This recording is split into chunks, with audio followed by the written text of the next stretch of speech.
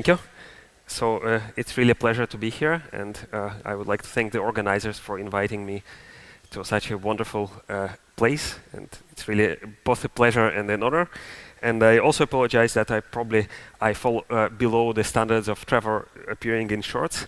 In my case, it's a combination of both factors that it's very hot, and I ran out of anything else that would look more decently. So my name is Michael Bronstein. As you can see, I have many affiliations. I will be actually joining the Imperial College starting this fall. And I would like to talk about maybe some more exotic kind of deep learning compared to what you've heard so far. So it's actually very good to be at this point in the program because you already have a background and you're probably already experts in deep learning after the lectures of Larry and Daniel and René. And basically, this will be a lecture about what we call geometric deep learning, basically application of deep learning on what can be considered non-Euclidean data, graphs and manifolds. And you all know that deep learning, being quite old set of ideas, has re-emerged very successfully recently, already becoming a mature technology that is used in many commercial applications. It really has exploded. You can say that it finally made computer vision work, at least in some applications. And it is being applied successfully in a lot of different problems. So this is my computer vision slide. I guess you've seen this before many times. One of the fields where deep learning has amounted to really revolution is computer vision, in particular image recognition, object recognition, image classification problems, where it dramatically improved the performance of state-of-the-art. And nowadays we are around this performance, probably even better, which is better than human. And if we look at the way that computer vision looked before, what Larry defined as BDL, before deep learning, basically, it was some set of handcrafted feature detectors and feature descriptors, like SIFT, which used to be basically overwhelmingly used in computer vision, now probably almost forgotten. Basically, it extracted a set of features from the image that supposedly were characteristic of the way that the image is structured, and then it was passed to classifier like SVM to produce a label that this is a car. And nowadays, with neural networks, with deep learning, you can basically do everything end to end. You have some black box, you feed it with data, and you get an output. So it has many advantages that you're able to produce features that are task specific. Basically, you can train your network depending on the application that you have in mind. Of course, the price you pay that these methods are usually less interpretable. And actually, in the machine learning community, there is a little bit of distancing from calling it deep learning. Now, the word of the day is differentiable programming. Basically, you can take algorithms, and if you can backpropagate through some computational graph, it doesn't necessarily need to look like a neural network. Basically, these are CNNs. You've seen them probably plenty of times already, so I will just briefly summarize their properties. Basically, this is what made a breakthrough in computer vision. You take as input an image, you apply to it a set of learnable filters, interleaved in some cases with pooling operations, and basically you have some fully connected layers that, for example, produce the image classification.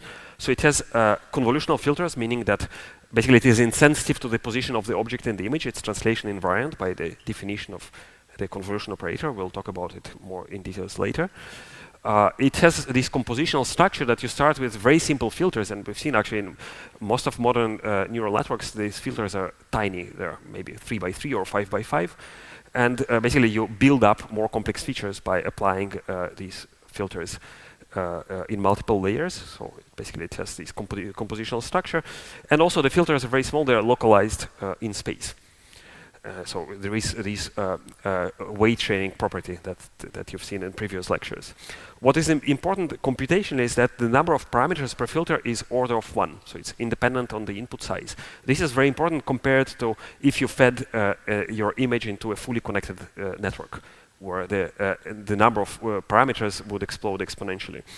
Also, the cost of computing a filter, you usually just slide a window over the image, so it scales linearly with the size of the image. And basically, these two important considerations make convolutional neural networks extremely efficient. Now, if we look at the way that modern neural networks look like, so here you can see AlexNet, and the precursor, basically the first paper where this kind of architecture was described, basically this is what made Jan LeCun famous. There is not, at least in principle, no difference between these two things. So obviously, the AlexNet was much bigger. It had it was deeper. It had more layers, almost 2 orders of magnitude more parameters. It was trained on significantly bigger data set. That was orders of magnitude bigger than the MNIST data set of digits. And it was trained on a GPU. So basically, we can summarize the differences. Basically, there are three things. Some architectural changes, some of them were important, like the use of ReLUs and dropout regularization. Computational platform, GPU instead of CPU, and also the data. So now I should say about GPU, somehow in computer vision is a little bit a community with a very short memory. Basically, it is almost common to credit the first use of general computing on GPUs to the paper of Krzyzewski, but in fact, first general computing on GPUs is more than 15 years old. It dates back to the beginning of 2000. In computer vision community, there are many works that use GPU. The moment CUDA appeared in 2007, we also had a paper, for example, that used CUDA in 2007 for computation of geodesic distances. So it has much longer history, but for deep learning, it was really a dramatic effect. Regarding the data, actually, there is a somewhat controversial claim in machine learning community that data is more important than algorithms. So basically, this is at least how I can summarize it. Basically, you can see in this table the average time it takes from a breakthrough in artificial intelligence, call it like this, such as, for example, Google LeNet architecture achieving near human performance on the ImageNet benchmark. So basically, if you look at the date of the publication of the ImageNet dataset, which is 2010 and 2014, where this result was published, and if you compare it to the time when the algorithm was published, the convolutional neural network, the average will be 3 years versus 18 years.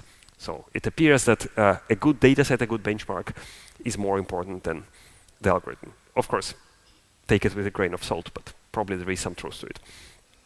Now, if you look at the successes of deep learning, basically the main applications where it really had a profound effect, like image analysis or analysis of audio, speech recognition, text analysis, machine translation. Basically, all these data have some underlying grid structure. We can think of them as Euclidean structures. Basically, image is just a flat thing, right? So it's just an array of pixels.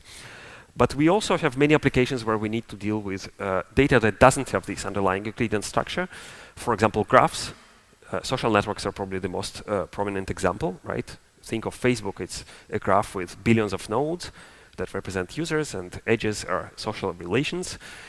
You can think of regulatory networks in biology, functional networks in brain imaging, or, for example, when we are talking about 3D computer vision or graphics, it is very common to model three-dimensional shapes as manifolds, as surfaces. So basically, if we want to apply deep learning methods to this kind of data, we'll need to rethink all the basic ingredients. So basically, this is what we call geometric deep learning, how to design deep neural networks on non-Euclidean domains, and also what to do with them.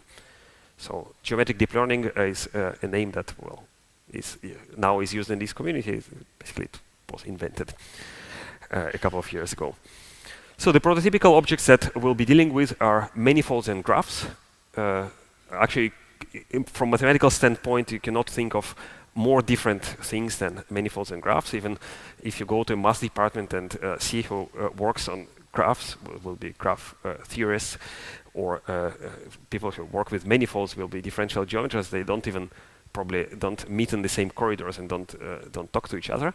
Nevertheless, from our standpoint, you will see that there are practically no differences between these structures, so they have a lot in common. And basically, graphs are very generic object. It can be used to model relations or similarities between things. So really, this is a nice thing about these kind of methods, that they can be applied to a lot of different problems. So some of the applications I will mention in this talk, from recommender systems to high energy physics, detection of particles in the Large Hadron Collider or on the Ice Cube Observatory, fake news detection in social networks, drug repurposing in medicine or computational chemistry, or also if we talk about geometric, three-dimensional geometric structures, applications in robotics, virtual reality, computer graphics, autonomous driving, medicine, and drug design. So basically you can see that the spectrum is very broad.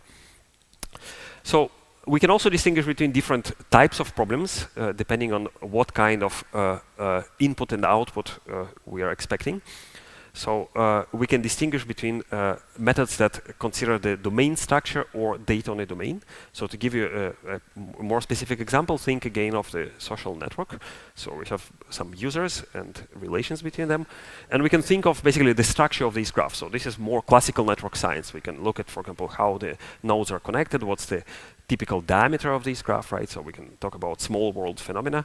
Or we can think of the graph just as a domain, and on this graph, basically each user has some set of features. For example, the age, the gender, and so on and so forth, right? So these features can live on the vertices or on the edges of this graph. Also, we can distinguish between the case where we have a fixed domain, so you can think of Facebook, at least at some point of time, as something that is given, and basically there is some information on this graph. Or if you think of applications in computer graphics, basically each three-dimensional shape is a domain on its own. So basically we need, for example, to be able to train models that will adapt across different domains. We can also distinguish between cases where the domain is known. So for example, social network, again, is an example where the graph is given. Or maybe there will be situations where we want to construct this graph from some feature space. So we want to, for example, connect some nearest neighbors in the sense of some metric in this feature space. We can also, in terms of applications, we can distinguish between applications making decisions about the entire graph. So an example from computational chemistry, we have a molecule that is modeled as graph representing atoms and chemical bonds between them. And we want, for example, to tell whether this molecule will be an efficient drug against some disease. So if we compare these to computer vision problems, this is similar to image classification. We are looking at an image and we want to tell whether this is a cat or a dog. Right? We can also consider a different situation when we have a graph. And on this graph we have some data, let's say some demographic information about the users, and we want to predict whether a specific user voted for Trump or Clinton in the previous US elections. So this is similar to semantic image segmentation, where we want to label each pixel in an image based on the category to which it belongs. Right? We can also distinguish between different class of methods, basically what kind of approaches we would like to apply to our non-Euclidean data, whether it's graphs or manifolds. And today I would like to make a distinction between spectral and spatial domain methods, though as we'll see, basically this boundary is not very clear, and basically spectral methods can be interpreted as spatial and vice versa. So basically, the outline for today will start with some basics of graph theory and differential geometry, the bare minimum that you need to know in order to understand all the rest. Then we'll be talking about spectral analysis on graphs and manifolds.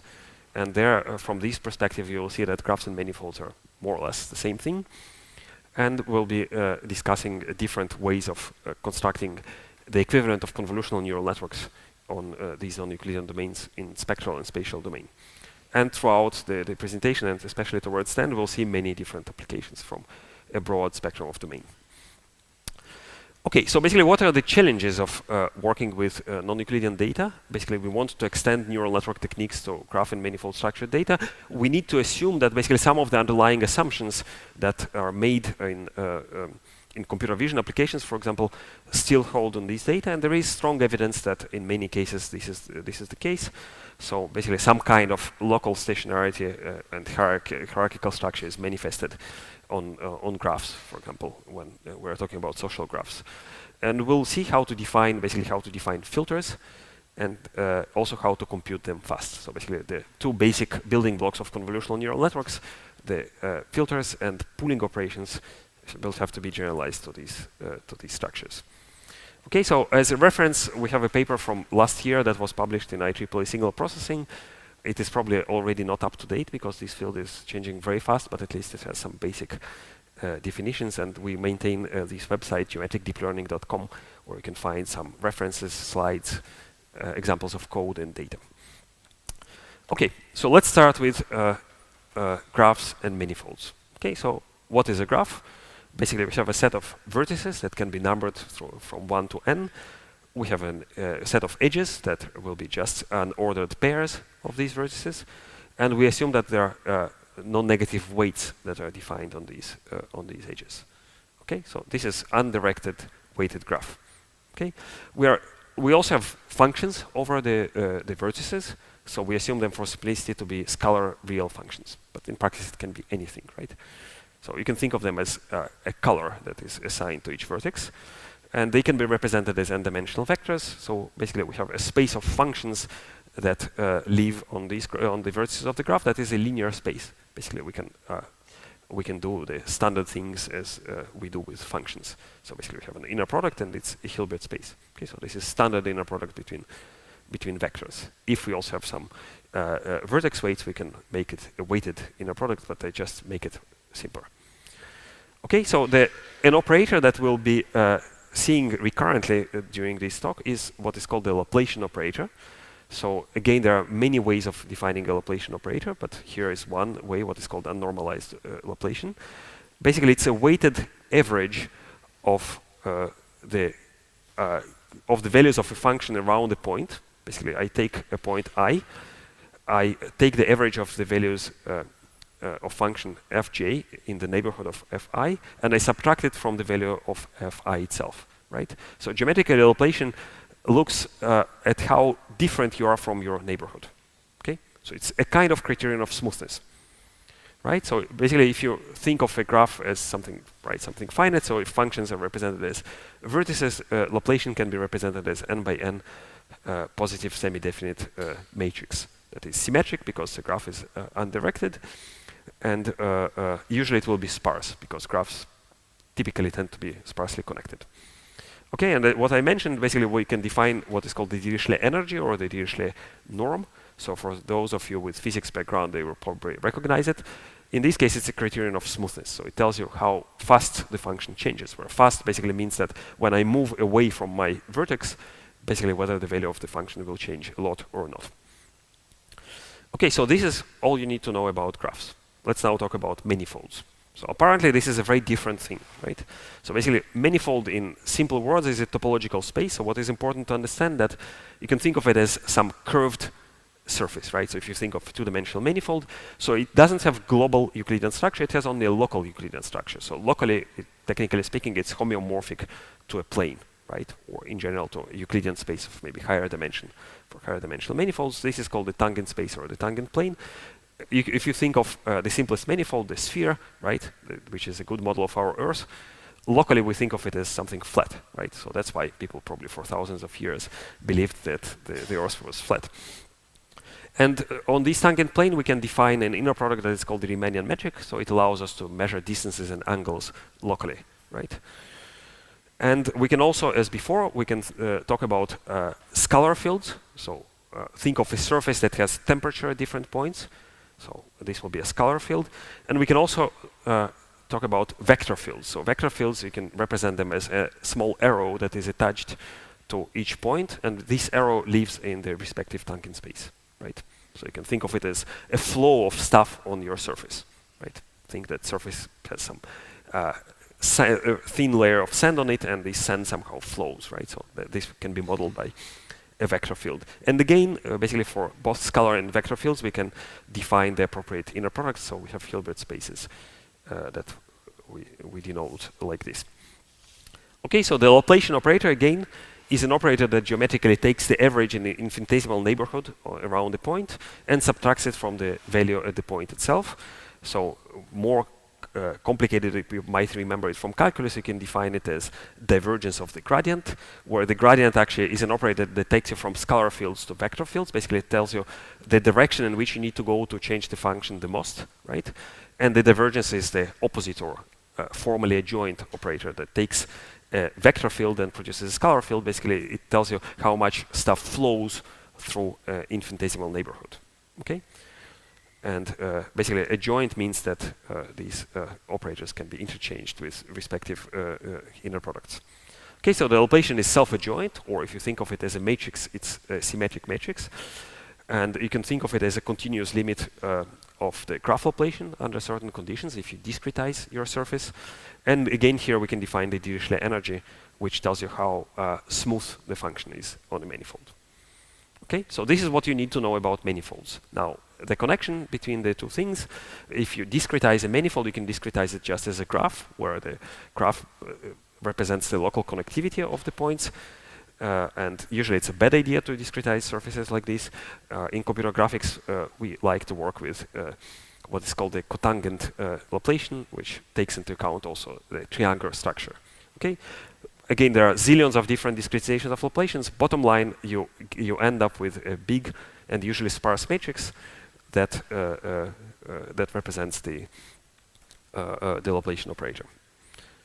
Okay, so now why Laplacian operator is important? Because it allows us to define a particular kind of orthogonal basis on our spaces of functions that are the smoothest, right? So basically you define it by minimizing the Dirichlet energy. So you take a function and you ask what will be the smoothest function on my graph or on my manifold. So what is the smoothest function on a graph? A constant function, right? So basically the first vector in these bases will be a constant function. The second one, because it's an orthogonal basis, has to be orthogonal to it. So it will be the smoothest function that is orthogonal to the constant, and you continue in this way. So you end up with a problem that if you write it in matrix vector form, it will look like this, as this quadratic form. So trace is the standard inner product, have orthogonality constraint, and we know actually what's the solution of this problem. It has a closed form solution. It's given by the eigenvectors of the Laplacian, because the Laplacian is symmetric. Symmetric matrices have orthogonal eigenvectors, right? So basically you can have non-negative eigenvalues because it's positive semi-indefinite matrix and orthogonal eigenvectors. And if you take a one-dimensional Euclidean Laplacian, basically a Laplacian of a line graph, right, with appropriate boundary conditions, and you compute the eigenvectors of its Laplacian, it will look like this: sines or cosines, right? The first eigenvector will be constant. The second one will be full period of sine or cosine. There is no difference between sine and cosine, right? They differ just up to a phase. And the second one will be twice the frequency, and so on and so forth. So basically you get the Fourier basis, right? What we call the Fourier basis.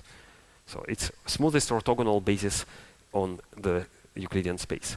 And of course, using exactly the same idea, you can take any graph or any manifold that can construct the equivalent of Fourier basis by decomposing the appropriate Laplacian. So this is an example of the first eigenvectors of a graph Laplacian, and this is how the Laplacian eigenvectors look on a manifold. Okay. So basically, why this is important? Because in classical case, we can do Fourier decomposition. So what is Fourier decomposition? We take our function, we project it onto orthogonal basis of sinusoids of different frequency, right? So basically, we can compose any continuous function out of sines and cosines with different coefficients, right? Basically, this is what is called Fourier decomposition. Because it's important that the basis is orthogonal, the basis that we use for analysis and synthesis is exactly the same, right? So these are called the Fourier coefficients or the forward Fourier transform. And again, the Fourier basis in this case are Laplacian eigenfunctions. In this case, the Laplacian is just second order derivative. So you can do exactly the same thing on non-Euclidean domains, on graphs and manifolds, where basically the sines and cosines are replaced by the appropriate eigenvectors of the Laplacian. And you can actually this way attribute the interpretation of frequency to the corresponding eigenvalues. So as you go to higher eigenvalues, the eigenfunctions will become more oscillating. Okay, how do you use Fourier decomposition? Actually, the reason for which Fourier developed Fourier analysis was to solve the heat equation. The first time this Fourier transforms or Fourier series appeared was in his book on the theoretical analytical theory of heat that was published in 1822.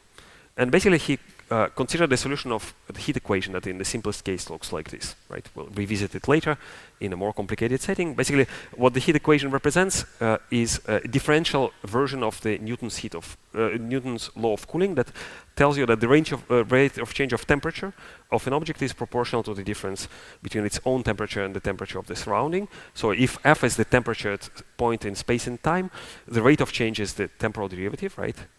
And the difference between the self-temperature and temperature of the surrounding, the Laplacian encodes it locally in a differential way, right? So basically, the way that you solve this heat equation on a manifold, this is how a heat equation looks like. You start with some initial condition that we denote by F0, and basically you allow the heat to propagate through your surface. So usually the solution is expressed in terms of the heat operator, which is exponent of the Laplacian applied to the initial condition. And the way that you compute this operator is by applying the exponentiation to the eigenvalues of the Laplacian. So basically what you do is you take the Fourier transform of the initial condition, right? This is the Fourier coefficients. You exponentiate the eigenvalues, and then you take the inverse Fourier transform, right? Basically summing up these coefficients. So basically, you can think of this exponential as a filter, a low-pass filter, where the cutoff frequency will depend on the time, on the diffusion time that is applied to the initial condition, right? And if you write explicitly this inner product and exchange summation and integration, you will end up with something that is called the heat kernel, or the fundamental solution of this equation, which basically it's a bivariate function that tells you how much heat flows from point x to point x prime in time t. Okay. Now this is very fundamental construction in spectral geometry. So this is a visualization of heat kernel around the point. You can see that it changes. Basically, it is not shift invariant in general. What is important that it is invariant to isometries. So it's an intrinsic property. Basically, if I deform the surface in a way that doesn't change the Riemannian metric, you see that the values of the heat kernel do not change. Right. So relating it to what we know in classical signal processing, if we assume that our heat equation is now on a Euclidean space, right, on a plane, we can plug in here the sinusoids or the complex exponentials, the standard Fourier basis, and you can see because of the associativity of the exponentials, we get a function that depends on not on x and x prime, but on the difference between x and x prime. And what is written here is nothing else but, do you know what is written here? So how do we call this operation? So this is convolution, right? This is convolution of F0 with the heat kernel. Right? So basically, in the Euclidean case, heat equation is a linear system. You can think of it as a linear filter. It's shift invariant. You feed in your initial solution, you convolve with a heat kernel. Basically, it's a low-pass filter. It produces you something that becomes smoother and smoother if you increase t. Right? So this is how convolution works. Okay, so let's look at the convolution more closely. So this is the definition of a convolution integral in the Euclidean case. So it has the shift invariance property, right? Meaning that the shift commutes with the convolution operation. If I convolve f with g and then shift, or if I shift f first and then convolve it with g, the result is the same. There is a property that is called the convolution theorem. Basically, the convolution operation convolves with the Laplacian, meaning that they're jointly diagonalizable. Meaning that in the frequency domain, in the Fourier space, convolution amounts to pointwise product. Right? And this is what we know in signal processing as convolution theorem. I can compute the convolution of f and g by taking their Fourier transforms and taking element-wise product. And if you think of it, this is bread and butter of signal processing, more or less since the invention, or better say, reinvention of the FFT. This is how you do filtering, right? This is something that you find on your cell phone or in your audio system at home. Basically, you compute the Fourier transform of your signal. You apply the filter that is already designed in the frequency domain, and then you compute the inverse Fourier transform. And you can compute it with n log n complexity because of the special structure of the Euclidean Fourier transform. Unfortunately, we'll see that on graphs we'll need to abandon this efficient computation. Okay, so if you think of it in terms of matrix vector operations, so you can represent the convolution operation as these particular metrics. What is special about these metrics is that every row, every subsequent row is a shifted version, circularly shifted version of the previous one. This is what we call toplets or circulant matrices. And these matrices have the property that they are diagonalized by the Fourier transform. So basically, the way that you apply convolution, you can think of it as computing the Fourier transform, right? So I multiply f by the Fourier basis functions, right? That are columns of this matrix phi. I multiply by the diagonal matrix of the Fourier transform of the filter coefficients, and I compute the inverse Fourier transform, multiplying by the matrix phi. So what is written here, this is the Fourier transform of f. This is nothing else but element-wise product with Fourier transform of g, and this is the inverse Fourier transform, right? Now, on non-Euclidean domains, we don't have shift invariance, but we can, one ways of defining a convolution is basically by using what is a property in the classical setting as a definition, right? So we can define by analogy the spectral convolution as element-wise product of Fourier transforms of f and g, where by Fourier transform here we understand the projection of f and g onto the respective Laplacian eigenbases, right? That we denote here by phi. And here we can write it, of course, in matrix vector notation, right, as element-wise product of the Fourier transform followed by inverse Fourier transform. So this is the matrix G that we had before that represents the convolution operator. And now it is not shift invariant. It will usually not have a circulant structure. And what is also important that the filter coefficients will depend on our basis phi, right? So we'll talk about it in a second. This is actually an important limitation. Okay, so this is first recipe that how you can generalize convolutional neural networks to graphs, right? So take your signal that lives on a graph, compute the Fourier transform, multiply it by learnable filters, right? That represented as these diagonal matrix W, right? And compute the inverse Fourier transform. So basically, you transferred your problem into the Fourier domain. So this was one of the first implementation of graph convolutional neural networks, work by Joan Bruna and Kosras, that at the time was a postdoc of in the group of Jan LeCun. And basically, this was one of these papers that, in some sense, were eye-opening, or at least I can speak about myself. That basically applied a very simple idea and produced some results that actually, to some extent, started this all this field of geometric deep learning. Now, being the first work, this is probably the only good thing about this paper. Basically, all the rest is bad. This is something that we don't want to see. So first of all, as we said, the filters are basis dependent, so they will generally not generalize across domains. We have order of n parameters per layer as opposed to order of 1, right? So basically, this is a clear disadvantage compared to classical CNNs. The computation of the filter costs you order of n squared because there is no FFT on graphs. Basically, you need to multiply by a dense matrix phi, right? This typically costs you n squared. And also, the filters are not guaranteed to be localized. Basically, if you optimize over spectral coefficients that represent the filters, they can be anything on this graph, right? So we'll talk about these limitations now, but let's start with the first one, the basis dependence. So this is an example of a manifold. I have some function that lives on this manifold, okay? So this is just ones and zeros, so some blobs, okay? And I apply to it a spectral filter that does some kind of edge detection, okay? So this is a spectral filter that goes from these blobs to these rings, okay? So now everything is good, right? So I have, so far, this Fourier transform, this filter, and the inverse Fourier transform. Now, what happens if I even minimally modify my domain? I deform the horse in an approximately isometric way. What do you think will happen? Will the filter, if I use the same filter coefficients, but I apply it to a different horse shape, will the result be the same? Will the result be the same? What do you think? So the result will be dramatically different, right? And basically the reason is that the eigenfunctions of the two manifolds, even though they're approximately isometric, especially at high frequencies, can differ dramatically.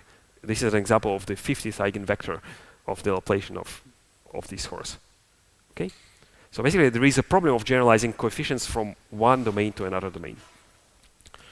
Okay, so if, again, this is an illustration of eigenvectors of two different approximately isometric shapes, so we have two humans here, you can see that the eigenvectors look very differently, right?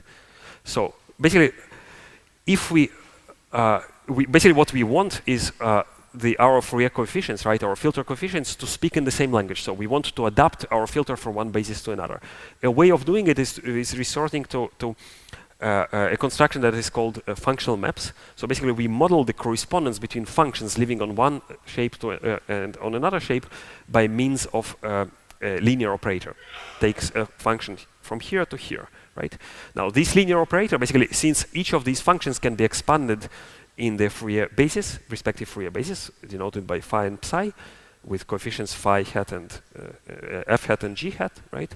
Basically, I can express this operator as a linear transformation of these coefficients, right? I denote by matrix C. If I truncate my basis at the first k frequencies, I can model this as a matrix, right? So it will be a matrix that looks like this, right?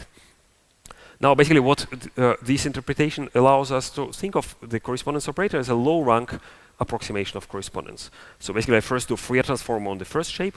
I modify my Fourier coefficients, right, by multiplying by the metric C, and then I do the synthesis on the other shape, right? So if I think of this C transpose, phi transpose, as a modification of my basis, right, phi C, let's call it phi bar, right? Basically, in this new modified basis, the matrix C that translates the coefficients from one basis to another will look like identity, right? So basically, I want to find a new basis, phi bar, where the filter speaks in the same language. The Fourier coefficients can be compared. And that's exactly the idea of basically synchronizes the basis. So if you see here a filter that is applied, the same filter, but it is applied in different bases on these two different shapes, you see the results are different.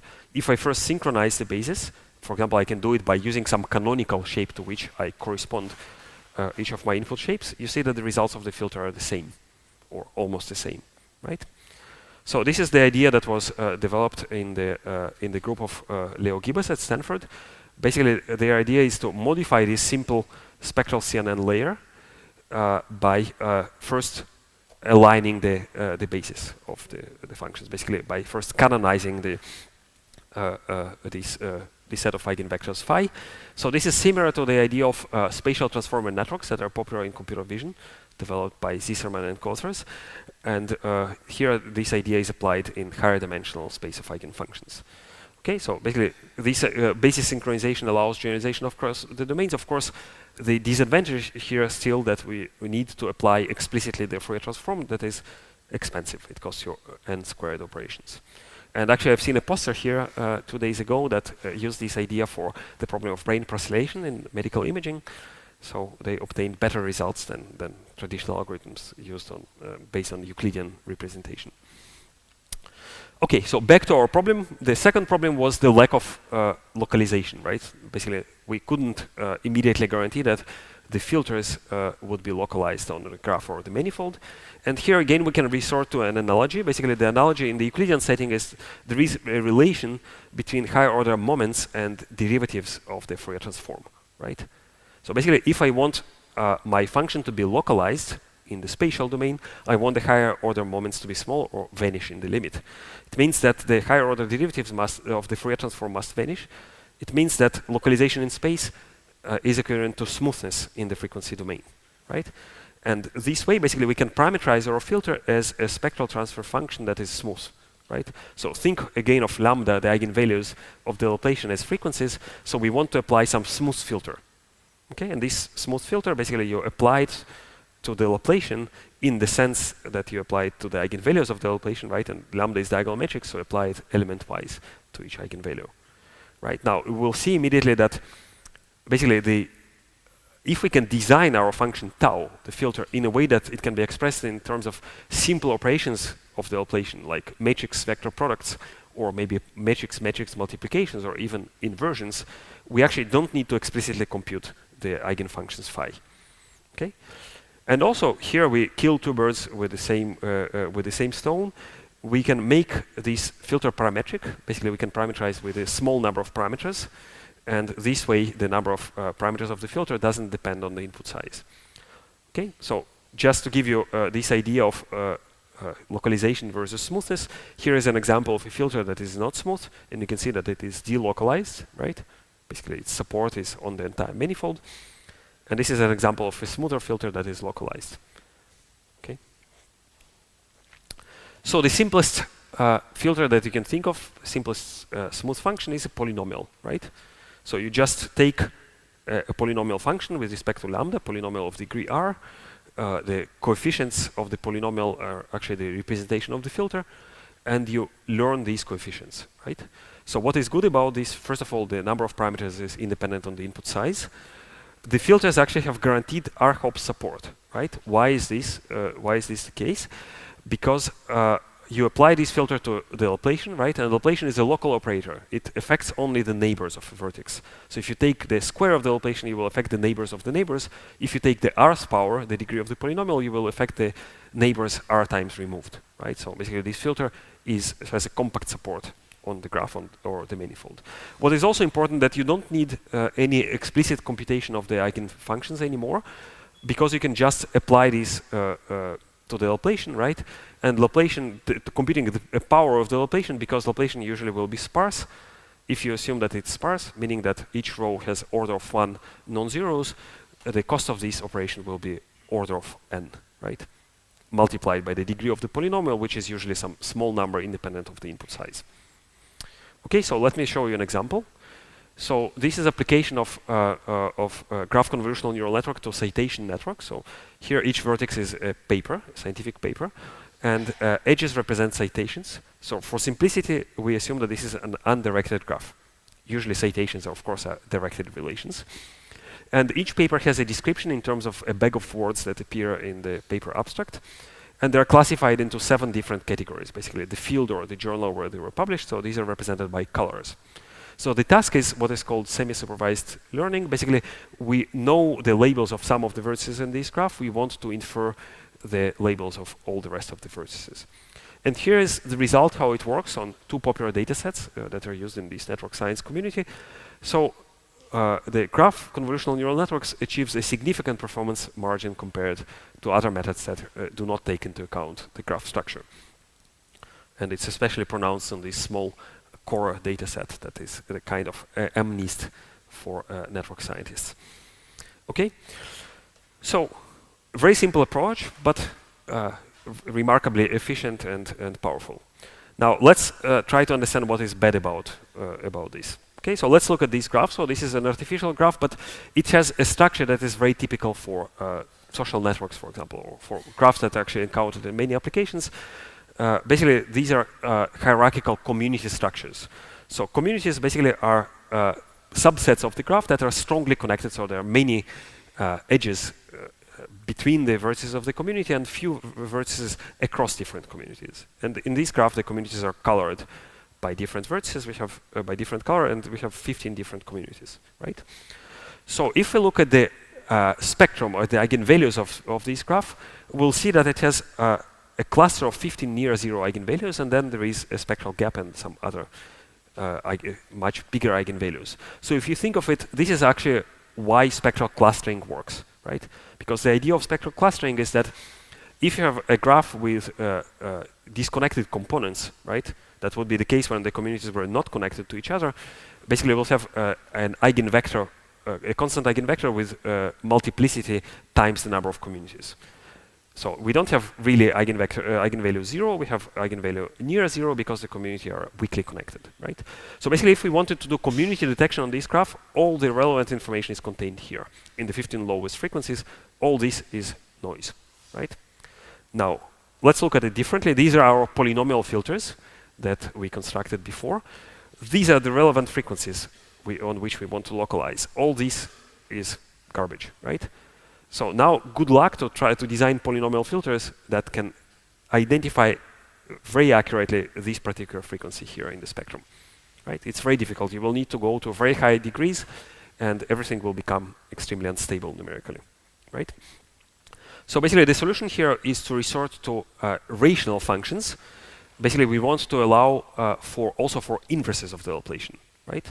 And the standard way to do it in harmonic analysis is to use what is called the Cayley transform. So Cayley transform is a complex rational function that looks like this. I here denotes the complex unit. And basically, it's a way of mapping numbers from the real line to the complex unit circle. In this case, we are mapping non-negative numbers to half complex circle. And it looks like this. We can also introduce a scaling that will have a nonlinear effect. So basically, the eigenvalues of the Laplacian we'll want to apply to the Laplacian will be mapped to this half complex circle. In red, I denote the low frequencies that are relevant for this community graph, right? So you see that we can basically zoom in or zoom out onto this band of frequencies that we want to on which we want to localize.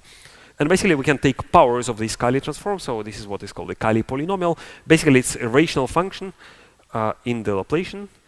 And it has, again, the number of parameters is fixed. The filters are now not completely supported, but we can prove that they exponentially decay. Now, the disadvantage, of course, if you directly compute the inverse of a matrix, it will usually cost you a cube operation, so it's prohibitively expensive, but we can resort to an approximate matrix inversion using your favorite matrix inversion algorithm such as Jacobi, and this has order of n, basically just fixed number of Jacobi iterations. Each of them will involve multiplication by the Laplacian that, due to its sparsity, costs you order of n. Okay, and here we have basically a richer class of functions that allow to design better filters. You can also localize them better on the relevant frequencies. So here's an example. It's always good to go back to the Euclidean setting, right, as a sanity check. So this is a Euclidean grid. This is how the polynomial filters look like. So in signal processing terms, these are finite impulse response filters. They have compact support, right? So these are polynomials of degree 3. They have exactly 3 pixels away from the center that are non-zero. All the rest is 0. This is slightly bigger support, degree 7. This is what we get with rational functions. We can get both small and large filters, right? So this is like IAR, infinite impulse response filters. Okay, and back to this community graph. This is how the polynomial filters look like. This is what we can get with rational functions. Here we see that we also magnified the low frequencies, and this spectral zoom parameter is learnable. So the network determined itself what is the right zoom to obtain the best localization of these filters. And as a result, the performance on this toy example of community detection is way better with rational filters than with polynomial filters. And of course, we can do the sanity check to see that in terms of computational time, it scales linearly. This is an example of exact inversion of the matrix that scales cubically in the graph size, and the approximate computation scales linearly. Okay, what is also important that you don't need many Jacobi iterations. Actually, with as few as 1 iteration, you can achieve performance that is better than with polynomial filters. Okay, and here are some performance numbers on this citation network benchmark. Okay, so let's summarize. Basically, what we've seen what is good about spectral graph filters. Basically, they are very simple. You can interpret them nicely in terms of signal processing. Let's talk about the bad things. Basically, one of the bad things we already seen, it's poor generalization across different domains, especially if the domains are non-isometric. Unless kernels are localized, these of course can be remedied to some extent with the spectral transformer networks, but there you pay with computational complexity because you cannot you need to compute the Fourier transform explicitly. Another thing that maybe you have noticed but maybe didn't pay attention to it, that spectral kernels are isotropic. So if I plot the way that the spectral kernels look like on the Euclidean grid, you see that they have rotational symmetry. And this is because the Laplacian operator has rotational symmetry, right? So this is something, if I told you that these are kind of filters that you have in your arsenal to do image recognition in computer vision, you would probably laugh at me and say that this is ridiculous, right? These are very stupid, very poor filters. Indeed, this is what we have on the graphs. Okay, so on manifolds we have more structures, so we'll talk about it later. We can introduce also some anisotropic structure, so we can actually have directional filters. Okay, but on graphs, apparently we cannot do anything better. And also what we've seen implicitly in this spectral construction, that basically we limited our attention only to undirected graphs, because undirected graphs resulted in symmetric Laplacian matrices which had orthogonal eigenvectors, right? And we said that orthogonal eigenvectors can be interpreted as Fourier basis. If the Laplacian is not symmetric, then it has different left and right eigenvectors, so we cannot immediately, we don't know what to do with them, right? We cannot use them in spectral analysis. So I would like to talk now about this case of directed graphs, okay? And this is an example of directed graph. Its adjacency matrix is not symmetric, so the resulting Laplacian operator is not symmetric, right? Still, we can do something different with this graph, and basically we want to design, I remind you, we want filters that will not be isotropic, right? We want to break this kind of rotational symmetry of the graph.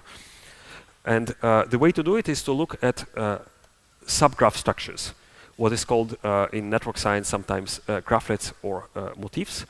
And basically we are looking here in this example at subgraph structures with 3 vertices. So for directed graphs there are 13 different graph motifs. And basically what we can do is to look at different edges and count how many times they participate in a given motif. So for example, if I look at motif number 7, I see that this edge participates 3 times, right? It participates in this triangle, and in this triangle, right? So basically I can define a different graph that will be undirected, but differently weighted, right? So basically I will weight this edge by the frequency of the appearance of the motif, right? For example, this edge will be weighted twice because it appears in these 2 motifs, right? And so on and so forth. So for each motif, I can get a different symmetric adjacency matrix, right? So we call this the motif Laplacian, and I denote it by delta wave with the subindex k. K denotes the number of the motif that I'm considering. So basically, it kind of corresponds to this intuition that if you want anisotropy, you can obtain it by modifying the metric of your domain, right? So basically, this is probably the closest you can get to the to anisotropic operators on graphs, unless you introduce some extra structure. Here, you actually introduce this extra structure, these motifs. Actually, motifs have might have a lot of meaning in some applications. So, for example, if you consider transportation networks, look at motif number 9. Basically, this is a situation of a hub, right? So imagine airplanes of Delta Airlines flying from always through Atlanta Airport, right? So that would be a vertex representing Atlanta, right? And there will be many routes that fly through that vertex. Okay. So basically, if you apply this adjacency matrix, if you think of it as a diffusion operator, it will diffuse along certain directions or certain structures in this network. Okay, so basically we can use these motif Laplacians exactly in the same way as we used before with polynomial filters. The only difference that now our polynomials will be multivariate. Well, basically instead of considering powers of a single matrix, we'll consider products of degree r of different matrices. Now, these products are usually non-commutative, so it makes a difference if I first apply delta 1 and then delta 2, or vice versa, right? And here we can have all the different combinations. So basically, the number of parameters per layer is in principle or order of 1, but unfortunately it's intractable in practice. If I have many motifs and sufficiently high power, this grows very fast. So the solution would be to somehow make these coefficients dependent. For example, we can use recursive definition of these multivariate polynomials. Okay, and this can be applied to directed graphs, also obviously undirected graphs. It has the advantage of accounting explicitly for these subgraph structures that can be important in some applications such as regulatory networks. And here's an example. So this is the same Cora, but it's a directed version of Cora, which is how a citation graph is supposed to be, right? Usually paper I cites paper J, but usually not vice versa.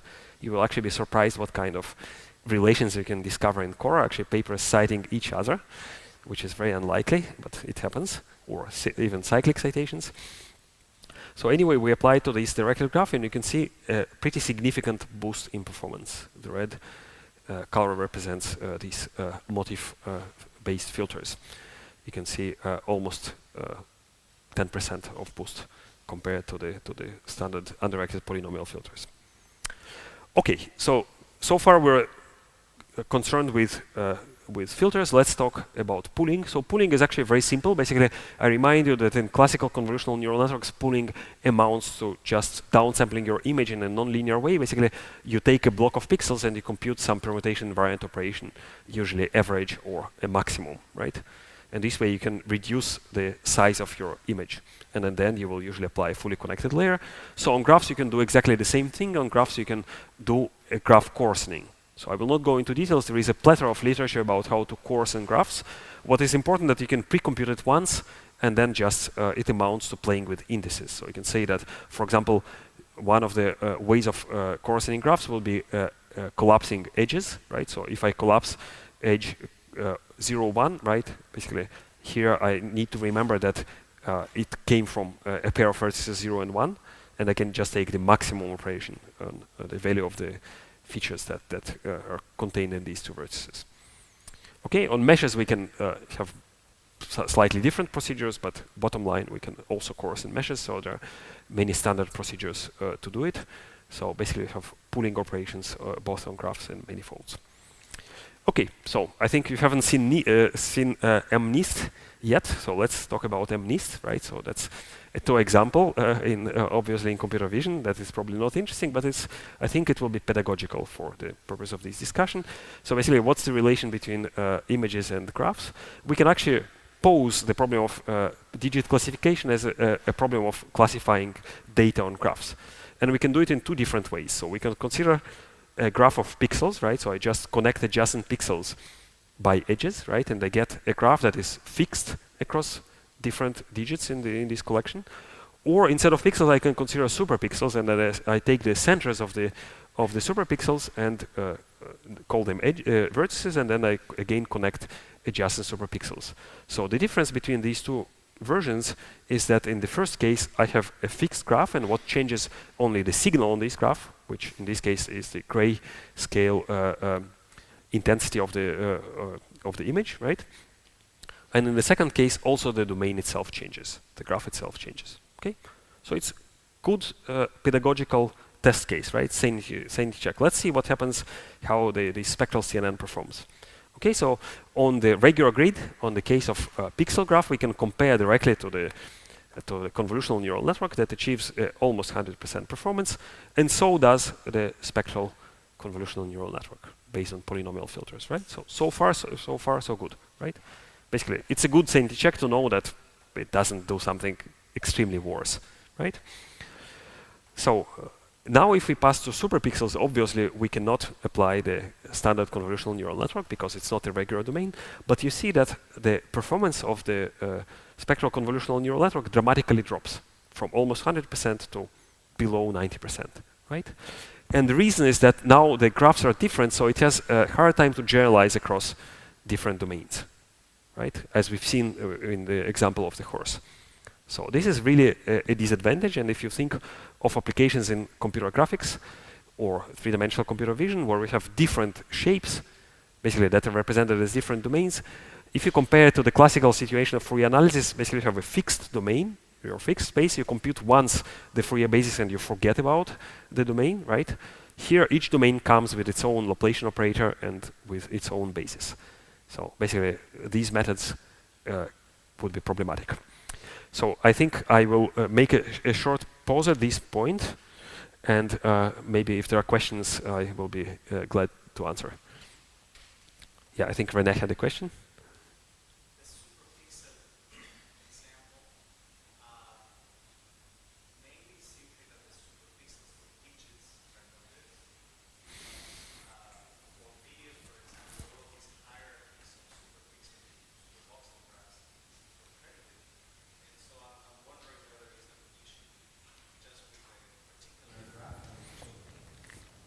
So good question. So basically, René is wondering if it's that particular example that simply doesn't work.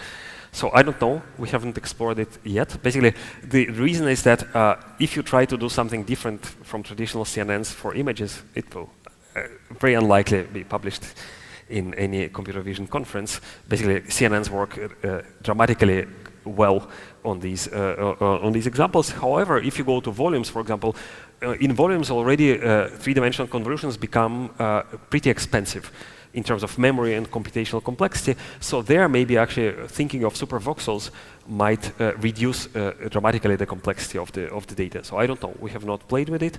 I know that people do it with maybe not with supervoxels, but with space partitioning like KD trees or OC trees. So it seems to work. Yeah. Yeah. Another question?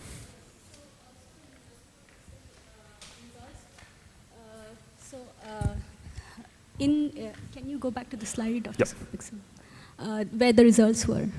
Yep.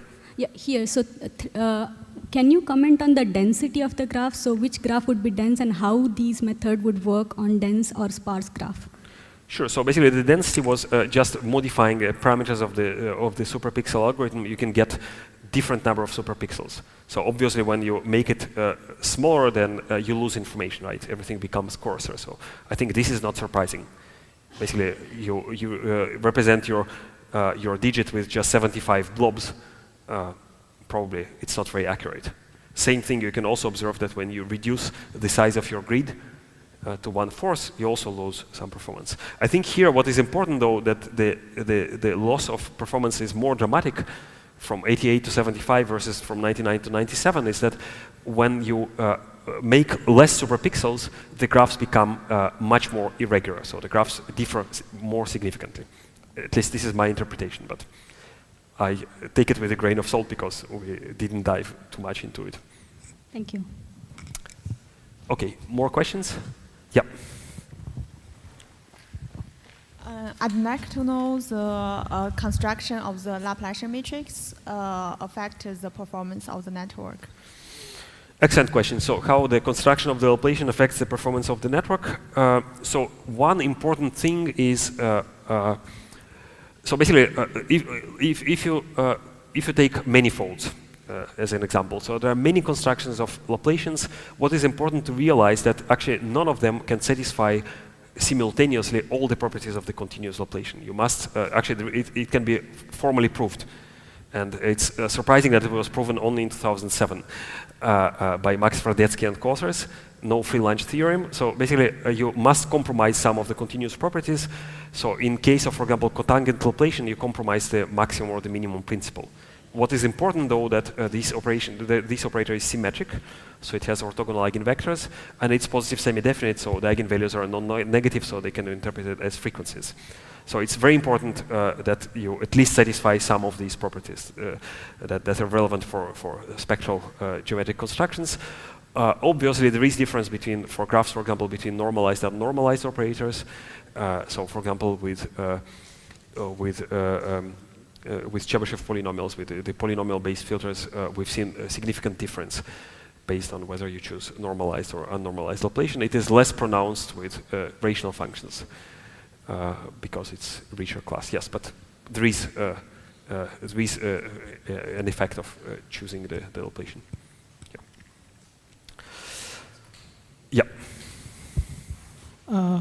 So when you were talking about pooling in terms of graph, in Euclidean domain, we can still see the localization of some structures, like the original image or the feature map, when pulled down, still has the structure. But is it the same case when we do it for graphs? So if I understand the question correctly, you're saying that pooling might destroy some local structures, right? Yeah. Well, it depends on the application that you want. So if you want to classify data on the graph, then basically some kind of pooling is inevitable. Whether you do a few layers of convolutions without pooling, and then basically you collapse everything. So unlike the case of this is actually important, an important observation. Unlike the case of images, where basically you can do a fully connected layer because the pixels have a fixed order. With graphs, this is not the case. So actually, the aggregation of all local features is very weak in a sense. You need to do something like averaging. So basically, the fully connected layer comes after some operation that breaks the geometric structure of your features. So it breaks the locality. You can do some more sophisticated things, like, for example, computing covariance instead of doing average. But this is an important difference, that you don't have a canonical ordering of the vertices of the graph. Okay. So I hope this answers the question. Yeah. Maybe let's make it last question, and then otherwise I will not be able to finish all my slides in time. Can you do up convolutions on graphs? Or? Good question. So up convolutions. So there are some recent works that do basically transposed or kind of transposed convolution. So I will mention this paper published just 2 days ago from the group of Michael Black. Basically autoencoders for 3D faces. We actually had a paper at CVPR this year that also did variation autoencoders for shapes. There we assumed that the topology is fixed. So basically it was a mesh, let's say a canonical human body, and there we could do down and up operations in a trivial way. Yeah, but it's an important point. I think there is just a handful of papers that do also the transposed conversion operation. Okay, so back to our story. So basically, I think this example is a motivation for changing the way of thinking of convolutional filters, right? So we've seen spectral constructions. Let's now talk about spatial domain-based constructions. And basically, the way that you can think of convolutions, right? We've seen the spatial definition of convolution, that is integral. We've seen that due to the property of the Fourier transform, we can actually think of it as pointwise product in the Fourier domain. And we use this property as a definition of the spectral convolution. So now we need to see what's the analogy of this spatial domain operation, right?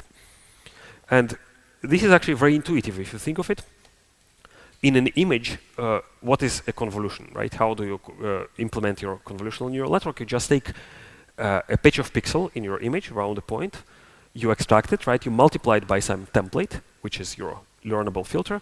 You sum everything up, right? You get convolution or correlation, doesn't matter. And you just move to the next position, right?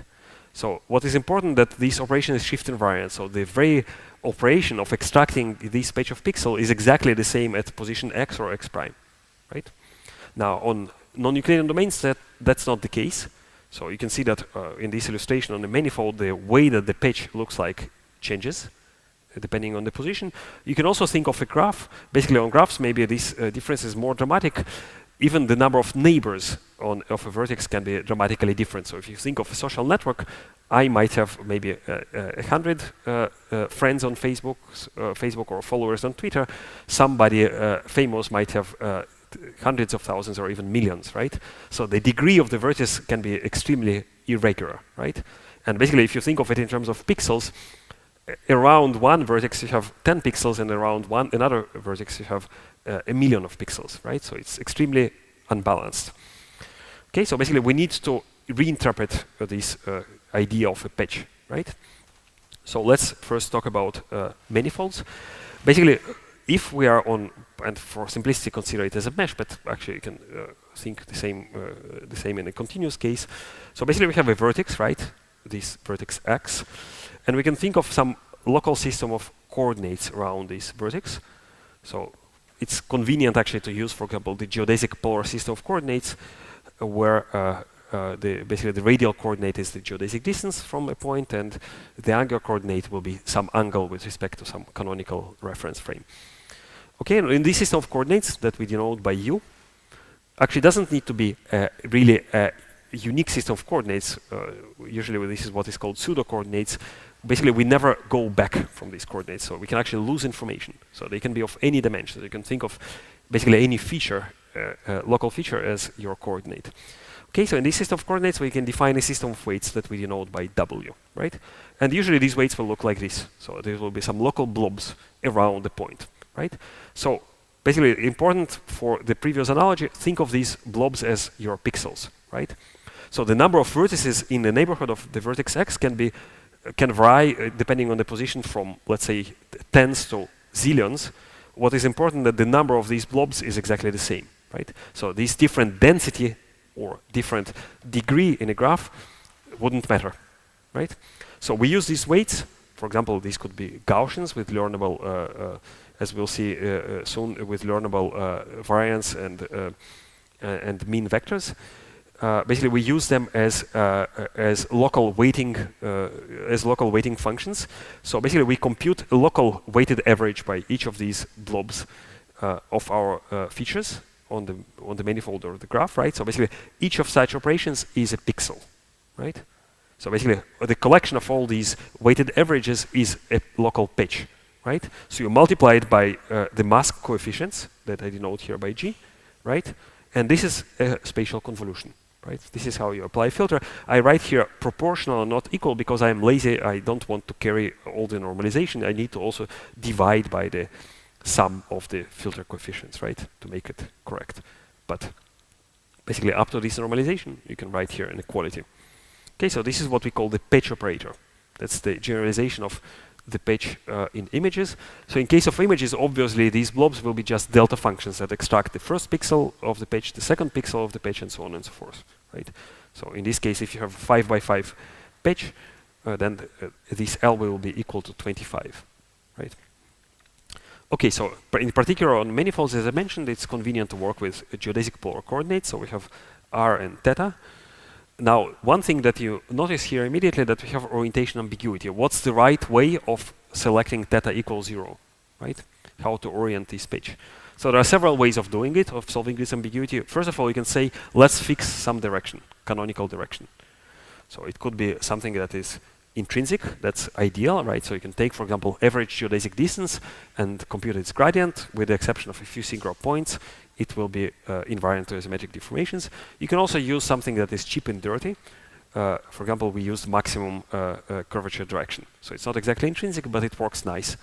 So here, actually, I think correct engineering is extremely important because it can make a difference between something that works and something that doesn't. You can also do what we call angular max pooling. So this is a totally straightforward idea. I think we were the first to do it for these applications. Actually, I see it recurrently in many works that do, for example, rotationally invariant convolutional neural networks in images, like CVPR 2017 paper, obviously not citing, but there is nothing to cite because it's totally straightforward. Basically, what we do is a kind of rotating filter. We look at all possible orientations of this template in polar coordinates, and we take the maximum, the one that produces the strongest response. The third idea would be, this is also a very popular idea in computer vision, or at least it used to be, to use what is called the Fourier transform magnitude.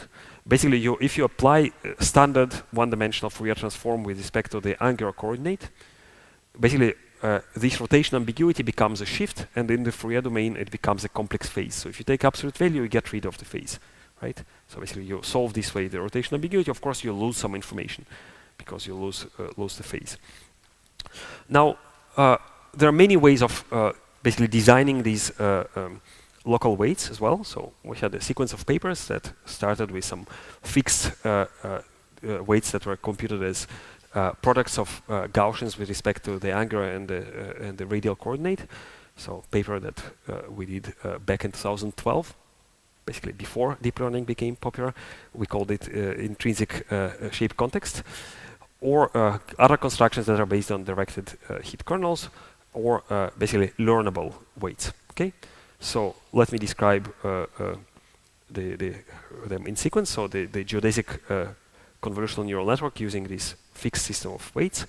Basically, here we used angular max pooling, right? Basically, we have a bank of filters, learnable filters. We have all the possible rotations. We take the maximum result of this operation.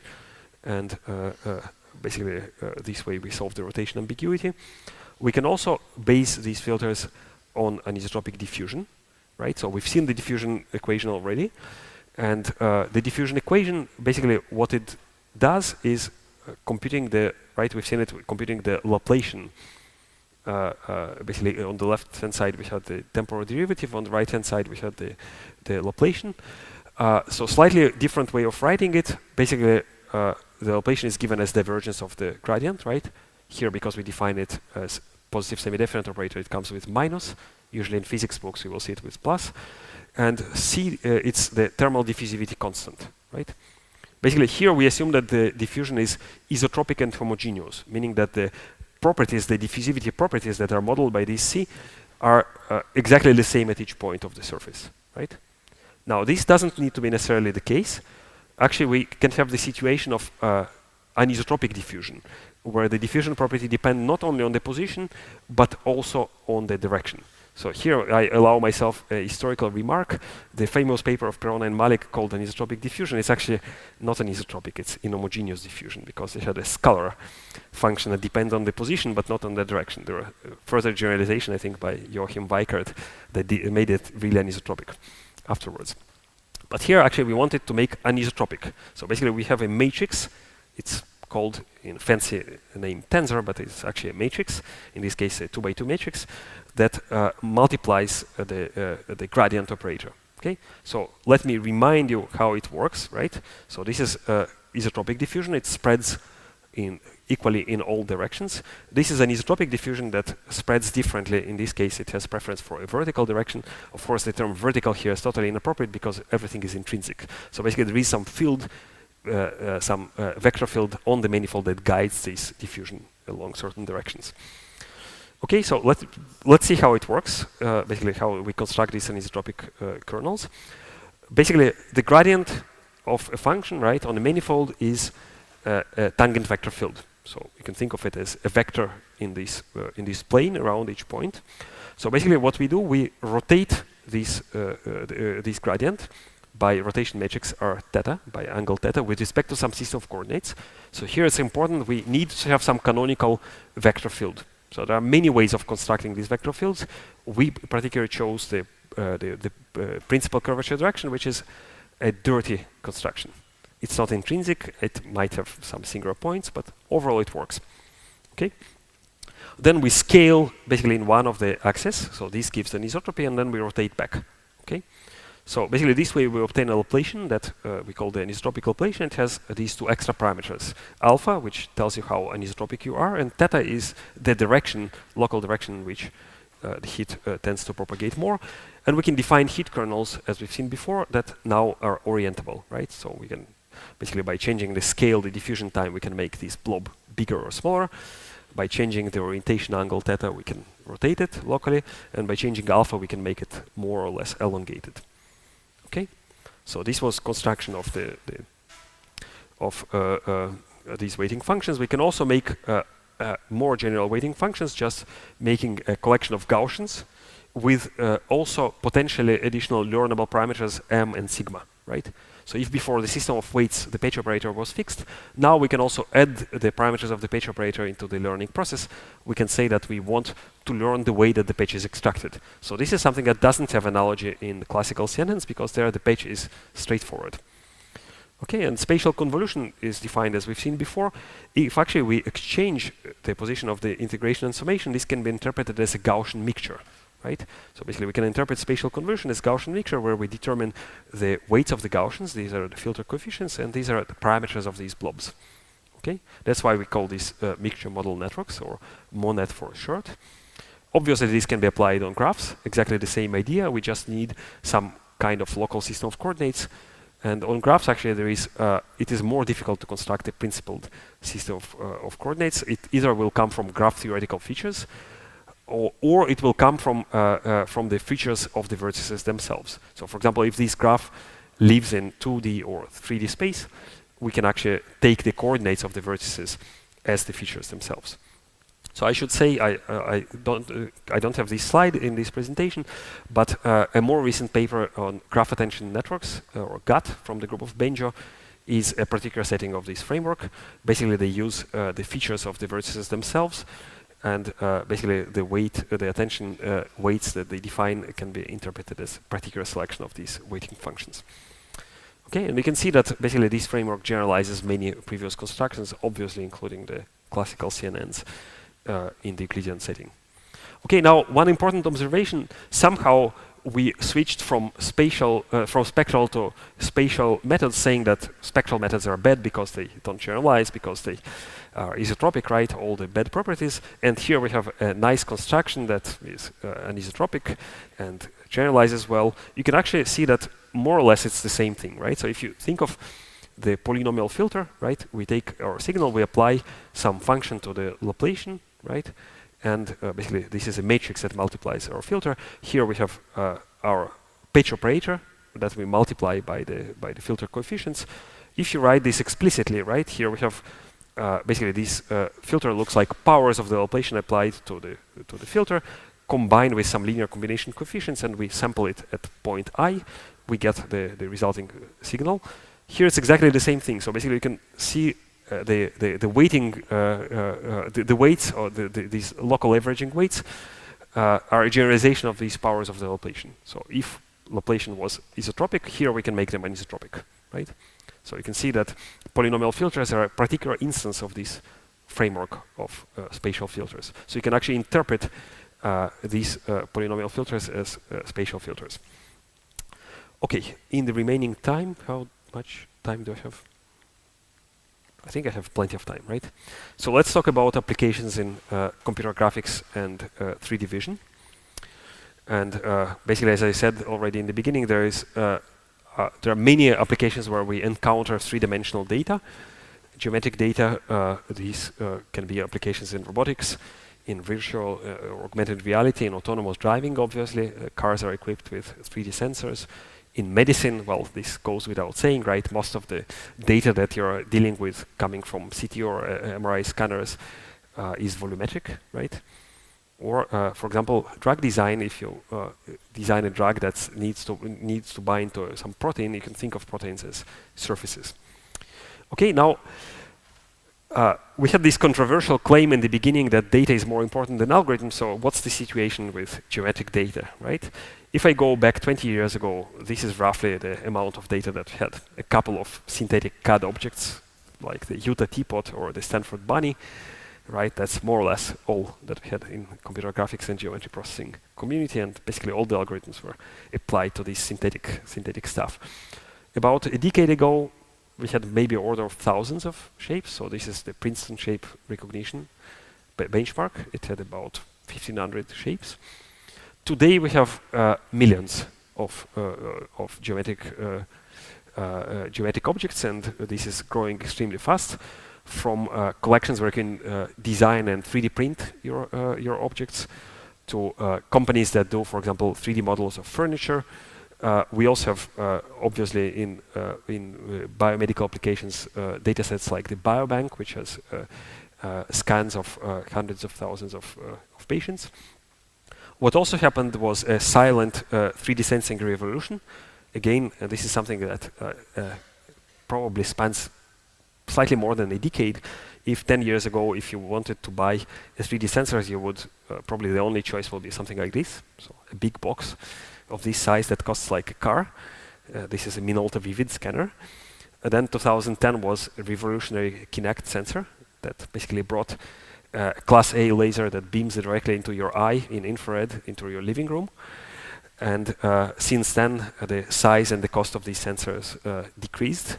So in 2014, we had at Intel the RealSense. So this was actually technology. I was involved in a startup called Envision that was acquired by Intel in 2012. So this is a result of our technology. It was the first sensor that was mass-produced and could be embedded into tablets and laptops. In 2017, Apple even embedded a 3D sensor into iPhone 10, right? You can find it here, a tiny camera. So basically, now we can acquire 3D information chip, and basically it can be anywhere, right? So 3D sensing is already ubiquitous. Now, what you can do with these applications, so I think here we have an audio. I think it has to be turned on, so I don't want to spoil the dramatic effect. So this is an example of a cool application that actually from several years ago. So this is markerless motion capture. What you can see here is an actor that performs in front of a 3D sensor, and the motion of the actor's face are transferred to this computer graphics generated character. And this is one of the early versions of Intel RealSense camera. Basically, this replaces extremely expensive and huge motion capture setups that are used for movie production that costs millions with a tiny sensor that costs maybe less than $20. And if you look at this problem in terms of the underlying challenges, basically the sensor produces you an input that looks like this. It has different noise, occlusions, or artifacts. And we need to solve two problems, right? We need to solve the correspondence. So basically, we correspond this input to some reference shape. And then we need to solve the synthesis problem, right? Basically, we want to deform this reference shape in a way that it fits the input data, right? So that's exactly what was done in this example of markerless motion capture. I should have said that this was by a company called FaceShift that was acquired by Apple a couple of years ago, and you find this technology or a reincarnation of this technology in what they call Animoji in iPhone 10. Okay, so let's talk first about correspondence problems, the analysis, and then about more complicated problem of shape synthesis. Okay, so again, as in computer vision, basically there has been a plethora of works on how to solve, basically how to describe shapes, right? How to extract information that is representative of the geometry. So if you went to CVPR 10 years ago, you would find a lot of works about image descriptors. And famous ones are SIFT or SURF or MSCR. Same thing actually happened maybe with the lag of a few years in computer graphics and geometry processing literature. There are intrinsic versions of all these descriptors. So for example, like hog descriptor for meshes, or we had shape MSCR that works intrinsically, shape context versus intrinsic shape context, and you name it. Okay, basically all these now starts to disappear because of the keen desire of the computer graphics and geometry processing community to adopt deep learning methods. And the reason is pretty obvious, right? And we've seen it already in many of the talks before. One of the reasons is that it is very difficult to handcraft a descriptor that will be good basically universally, right? So let's look at this example. We look at correspondence of human shapes. So if I want to find correspondence across human shapes and I have a point on my nose, I want the descriptor to be as insensitive as possible to the appearance, right? So it should be invariant to the form of the nose that I have, or for example, Giovanni has, right? So we have different noses, but the descriptor should say this is a nose, okay? If on the other hand I want to do face recognition, let's say if I want to tell me apart from Giovanni or from somebody else, I want this descriptor to be as specific as possible, right? So you see that two different tasks require two different descriptors, and it's very difficult to come up with something that is axiomatically constructed. So this is actually the power of deep learning, that you are able to learn something that is good for a specific task from the data. Okay? And as I hope I convinced you, also when dealing with geometric data, we are starting to have plenty of data from which to learn. Okay?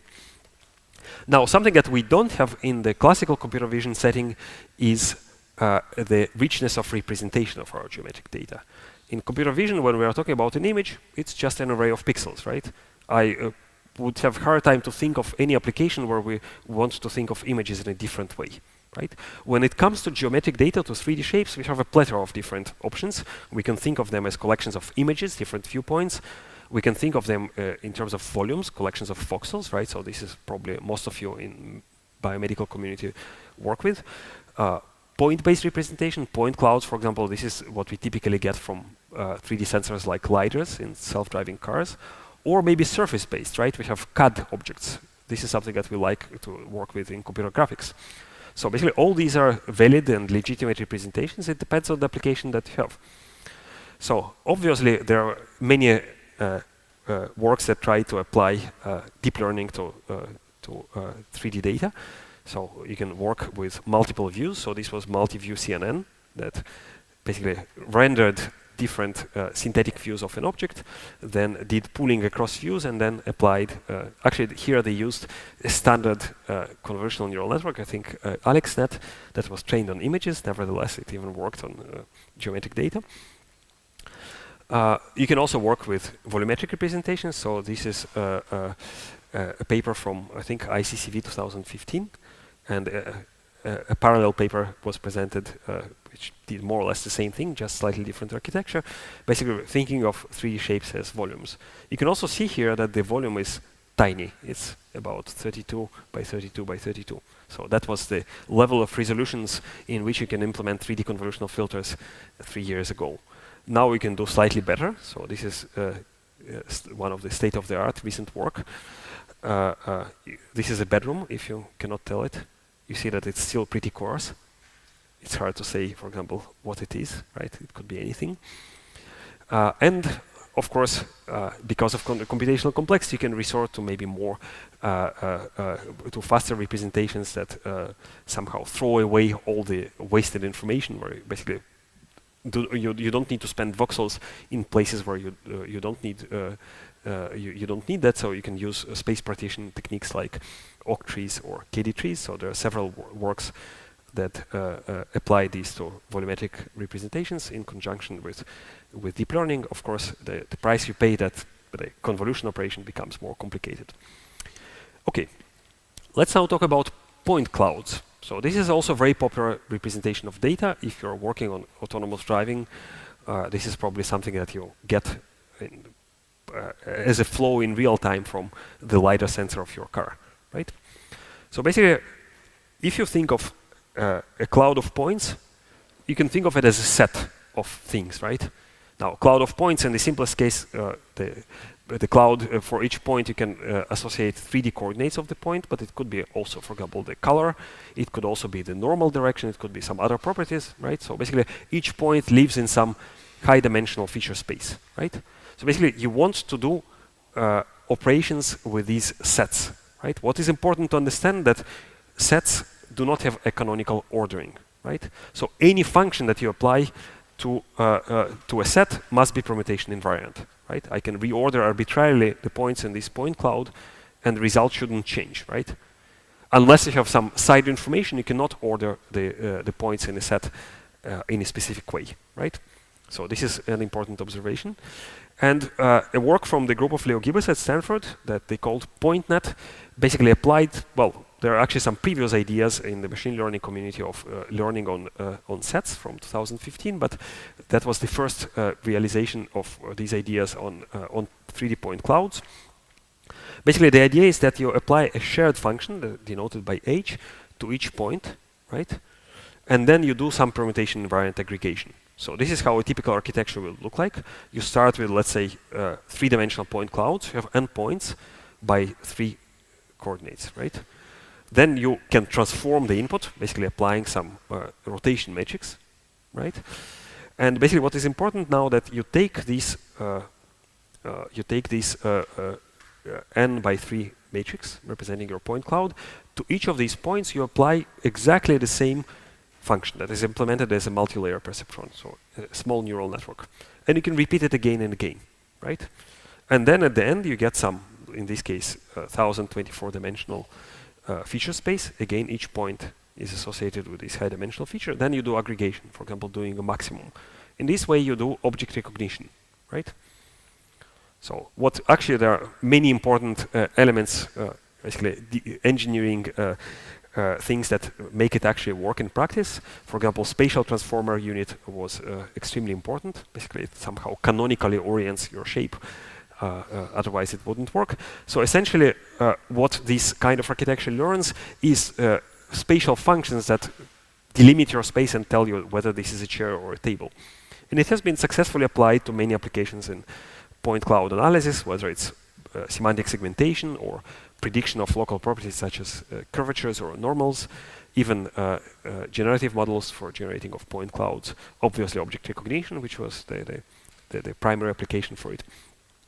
What is bad about this idea is that basically you throw away all the geometry. Basically you treat your point clouds, each point is treated individually, so there is no communication whatsoever between the points.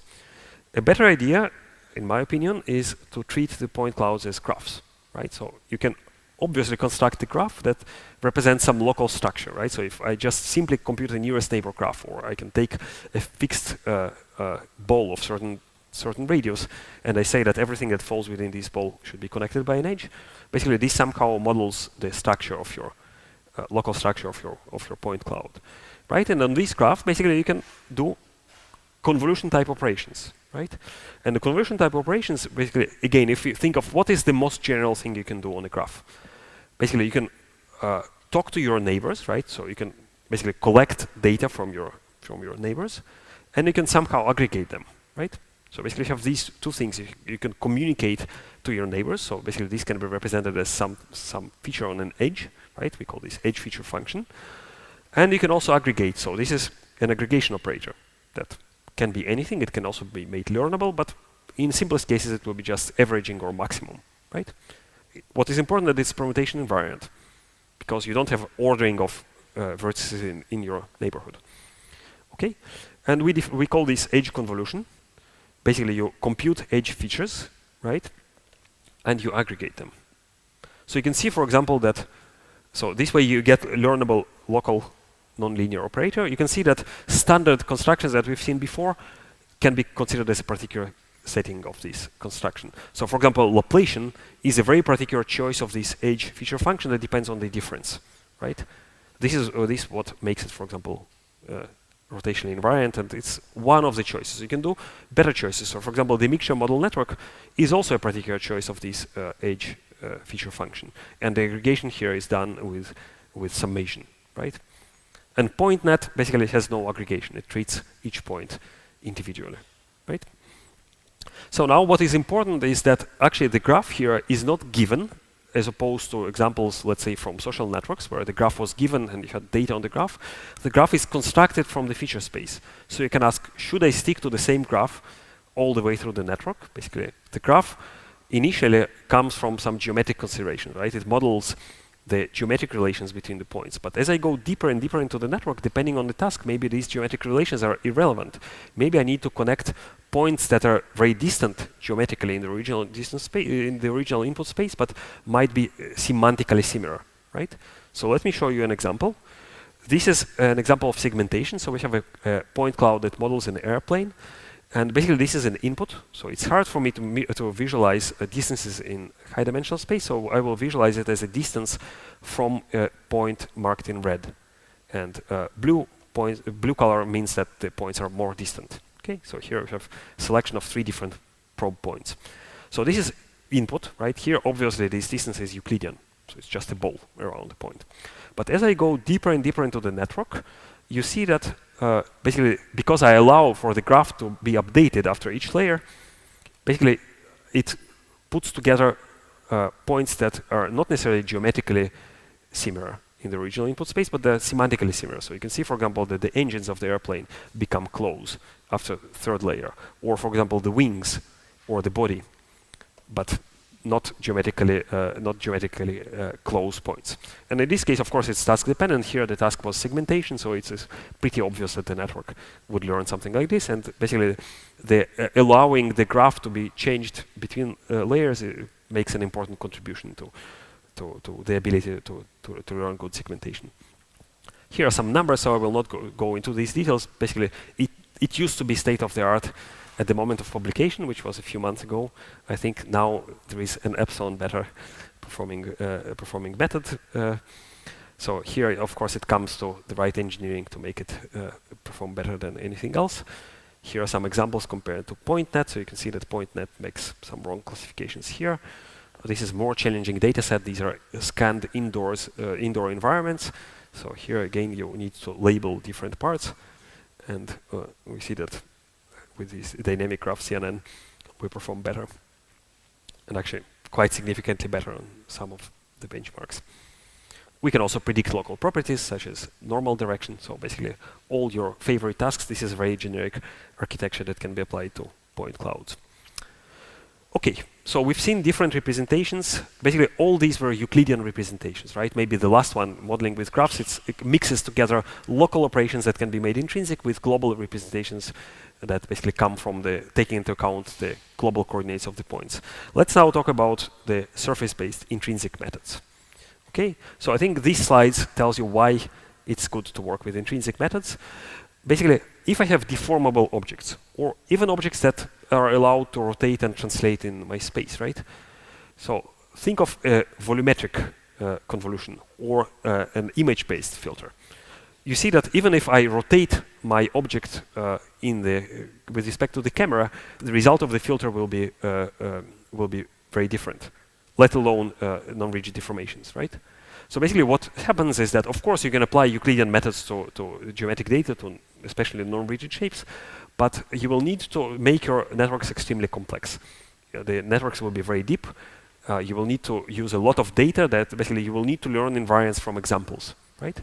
Now, if you know a priori that this is the invariance you want, that you want to be, for example, invariant to isometric deformations, you can actually make construction of the convolutional neural networks on the manifold itself that is by design invariant to deformations.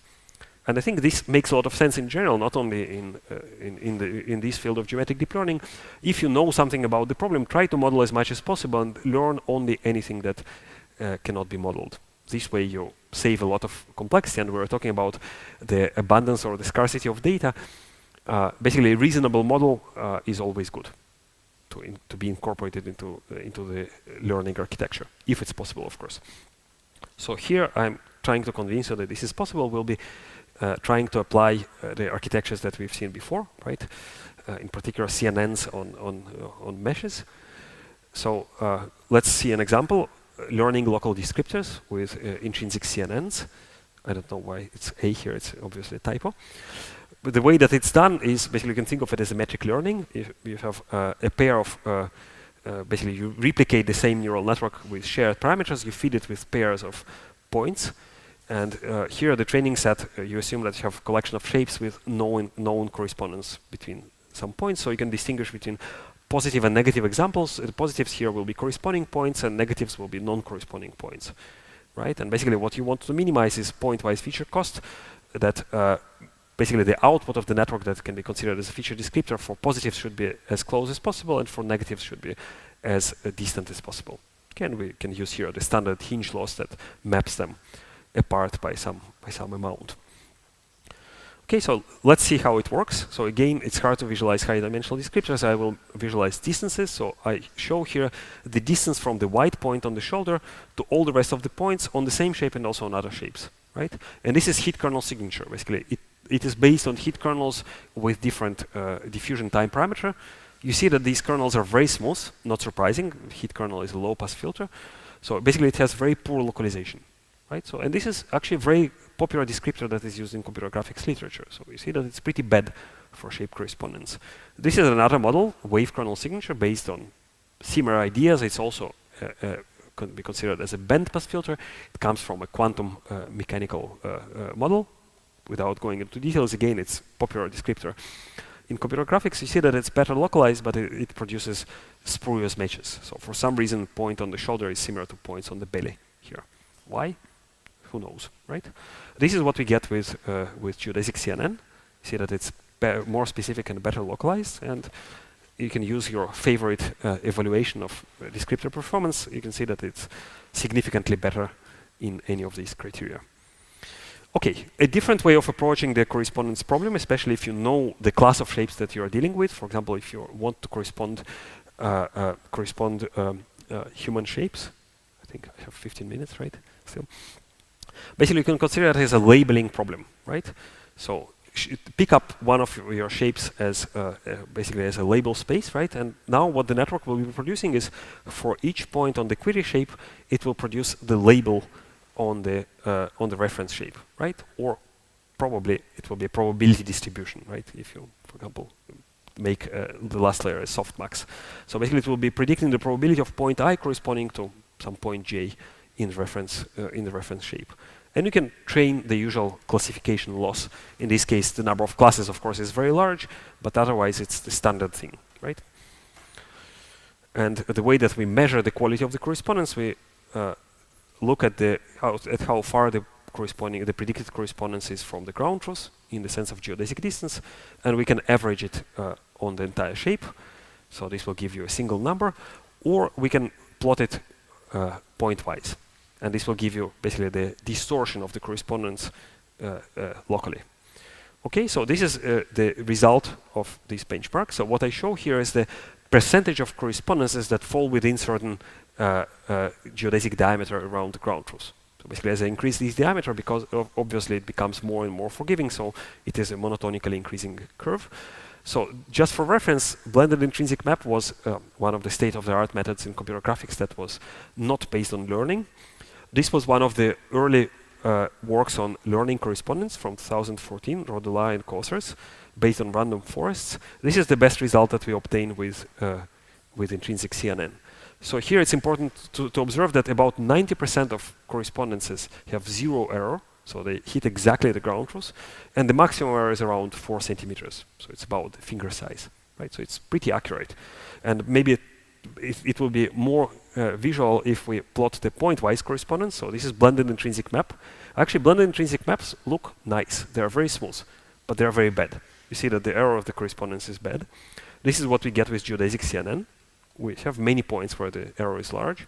This is an isotropic CNN, and this is mixture model network. So I don't think at the end these models are dramatically different from each other. It's just a matter of good engineering, I think. And I think the engineering can be done much better. I think we cut some corners that were not done well. So this is another visualization. We can use texture mapping to visualize the correspondence. So we map this checkerboard texture from the reference to the different shapes. We see that there are almost imperceivable distortions. So the correspondence is very good. And these are some more challenging situations where we have partial scans. We have both missing parts, geometric and topological noise. So the error here is small. And again, we can use color coding to visualize the correspondence. It's pretty good. It's a very difficult problem, obviously. Okay, so let's now look at this problem of classification, basically treating correspondence as classification is not good, right? Can you tell me why? Let's say I give you two correspondences, pi and pi prime, right? And this is the ground truth, pi star. Which one is better? Pi prime, obviously, right? Because it's closer in the geodesic distance to the ground truth. But in terms of classification loss, they're equally bad, right? Because none of them actually hits the exact ground truth correspondence. So we can actually revisit our cost function. We can use what is called what we call the soft correspondence error. Basically, we can weight by the probability of the geodesic distance from the ground truth, right? So basically, we want our probability distribution to be as sharply concentrated at the ground truth point. So we'll basically penalize for the spread, right, for the variance of this distribution, and also from the distance from the ground truth. So this is basically more or less what you can do in a non-Euclidean space. Now, another problem is that we cannot guarantee that at inference time, two nearby points will be mapped to nearby points, right? So in computer vision, this is actually a very famous problem, basically of structured output, right? Imagine that you're labeling pixels in your image. If I labeled pixel I as a background, it conditions already the nearby pixels, what could they be, right? And usually people use things like MRFs to account for it. Here, the problem is that we don't have a canonical system of coordinates. We don't have canonical order of points on our meshes. So we need to use something else, something intrinsic. And I argue that this something else could be functional maps. I remind you that we've seen it already in the alignment of eigenbases, right? Basically, that was a way of representing correspondence as a map between the Fourier coefficients of our functions. So basically, it reduces the problem of finding correspondence to solving a linear system. If I give you some probe functions, Q probe functions on each of the shapes that I know that correspond, right? I can solve this linear system of equations and find the matrix C that encodes this correspondence. Now, the main challenge of functional maps, obviously, is how to design these probe functions in a way that you can automatically and repeatably compute them on two different shapes independently, right? So here comes deep learning. Obviously, we want to compute these probe functions as features, as output features of a deep neural network, right? And basically, what is good here that we have a closed form solution for the matrix C. Now, this matrix C, if we interpret it in the spatial domain, basically it's a low-rank representation of the correspondence operator, and basically we can think of it as some soft map that takes a delta function and maps it to a blob on the other shape, right? If we normalize it, we can think of it as a probability distribution. And now we can incorporate it into our learning pipeline. So instead of learning point-wise features, we'll learn features that will be fed into the functional map algorithm. It has a closed form solution, so we need technically to backpropagate through pseudo-inverse, but fortunately, TensorFlow and other frameworks allow to do it. So this is something, for example, that would be probably very hard or even impossible to do a few years ago without the right instruments. And basically, we can learn good functional maps. So if we compare it to the previous results, this is the performance of functional map network. It already saturates this Faust benchmark. It performs better than anything else. Okay, so in the remaining time, I see that I'm a little bit running out of time. I had many more stuff to discuss. So let's talk about the synthesis problem, right? So far we talked about how to either classify our non-Euclidean data or label each of the points, right? Let's talk about the synthesis. So in this case, in the example of matching a shape to the input data, we found the correspondence, right? We have now good ways of finding correspondence. Now we need to deform, to synthesize a new shape that will match the input, right? So here basically we're talking about geometric data generation. So this is intrinsic variational autoencoder that we showed in a paper at this CVPR. So basically it inputs a shape, it applies some intrinsic convolution operations and some fully connected layer. Here we assume that the shapes have the same meshes. Basically we're talking about shape completion for human shapes. And basically we produce a latent space, right? So this is an encoder that starts from a mesh and produces a vector that represents human shapes. And the decoder part, it goes from the latent space and produces the coordinates of this shape, right? And we train it by minimizing the difference between the input and the output. like the usual autoencoders are trained. Now here, for the shape completion operation, we discard the encoder. Basically, we use it to construct this latent space, and optimizing in the latent space, we believe, right, or at least we hope, that the output shapes will be plausible human shapes. And this seems to be the case. Basically, given an input, which is partial, noisy, incomplete shape, we try to generate a shape, a vector in the latent space that, when decoded, will produce a shape that matches the input, right? And here's an example. Here are input shapes. This is the ground truth. This is what we get. It's not perfect, but it's better than anything else that exists in the literature. Okay. And here are some other examples from scans with the Kinect. So you see that it looks nice. Not perfect, but nice. And these are examples from Faust dataset, partial scans. So I mentioned this paper from the group of Michael Black. So this paper appeared, I think, yesterday or 2 days ago, where they do the same thing for faces. Obviously not citing, but I think this is the usual situation in this field, that results appear very fast. Basically, the idea is very similar. The main difference that they also use spatial pooling. So I think this is one of the good examples of how to do spatial pooling on meshes. Okay, I have 5 minutes. Okay, I will try to go very briefly through recommender systems. I think it's a nice application, and also it relates to what René showed in his talk. And then I will talk about some other applications. So you know about Netflix, right? It's the biggest movie rental company in the US and the entire world. Basically, they have a huge collection of movies that nowadays you can stream. And basically what they try to predict is what kind of movies a user might like or might not like, right? So this is called the recommender system, or the famous instance is Netflix challenge. They gave $1 million award for somebody who would be able to improve the recommender system. Mathematically, you can pose it as a matrix completion problem. You are given a huge matrix which is very sparsely sampled, because basically it's matrix of scores, a score that you give to a movie, whether you like it or not. And Netflix has about 100 million users, about probably hundreds of thousands of titles, so it's a gigantic matrix for which you have just a few observed entries. And you want to fit, basically you want to interpolate all the missing elements. So the way that it is usually done, and this was also the winning solution, is a kind of fitting low-dimensional explanation to this data. So low-dimensional is interpreted as low rank, meaning that you have a few linearly independent vectors, or columns or rows in these matrices that explain the data.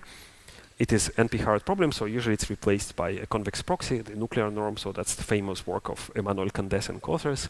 Basically, applying compressed sensing techniques to matrices, you can actually show that the solution of this relaxed problem is exact. It coincides with the rank minimization under some technical conditions. So, and you can of course replace the hard constraint with some penalty. So basically, you don't need to exactly satisfy the data. So what is bad about this problem? It has no geometric structure. So if I shuffle the rows and the columns, I don't change the rank, right?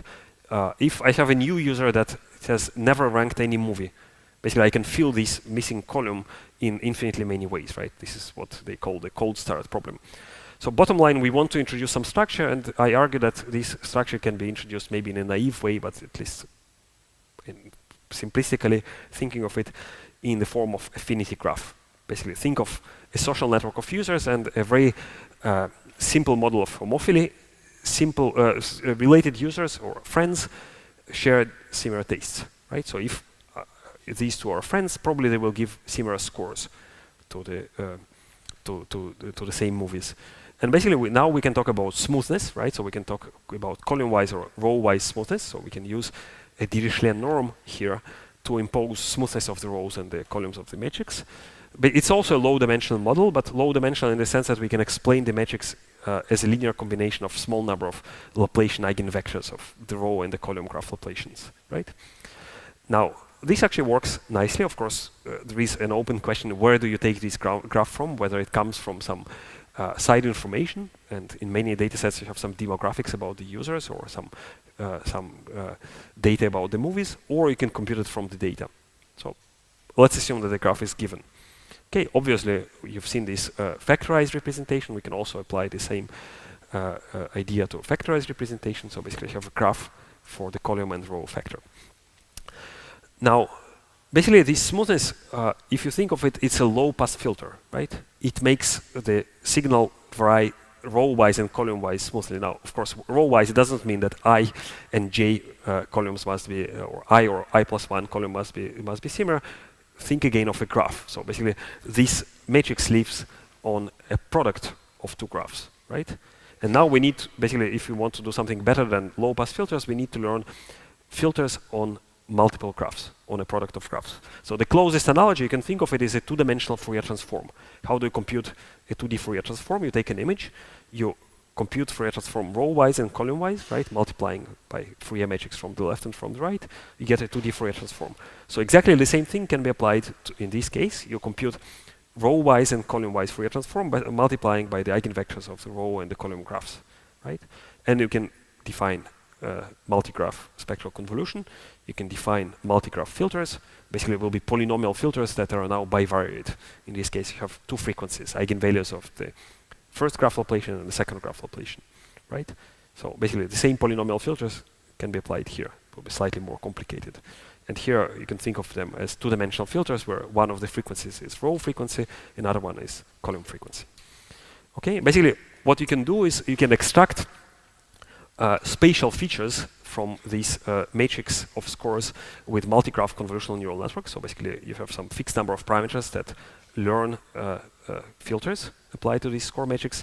Then you can feed them into recurrent neural network that creates a sequence of incremental updates of the score matrix, and you can repeat this process multiple times. So what is important that basically this, you can think of it as a learnable diffusion process. So the number of variables here is this, the parameters of the two neural networks. It's not all the missing elements, right? So this is important. Basically, the number of variables here is order of 1.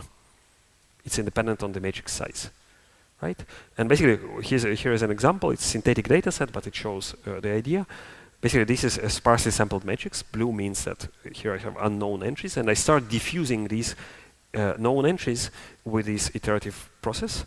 And you can see that after a few instances of time, I get almost 0 root mean square error.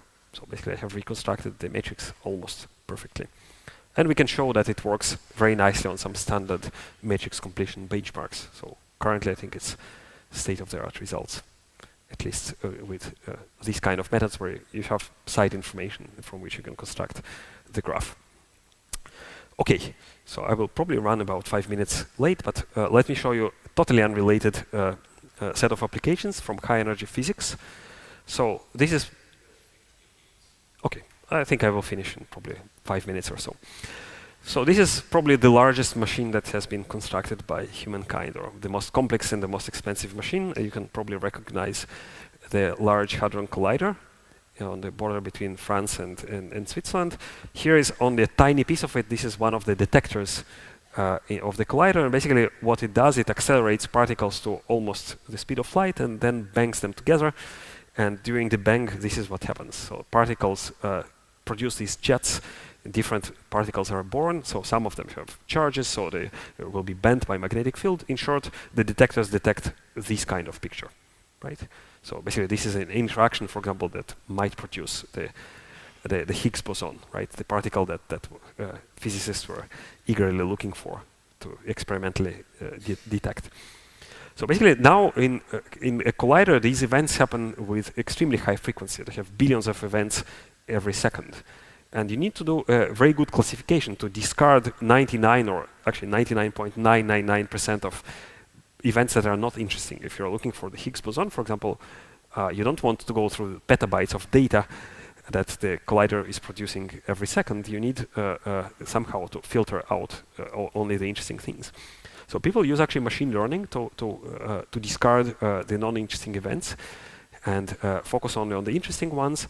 So actually, here you can use, obviously, because this is a geometric data set, right? But you have the trajectories of the particles, but they're extremely sparse.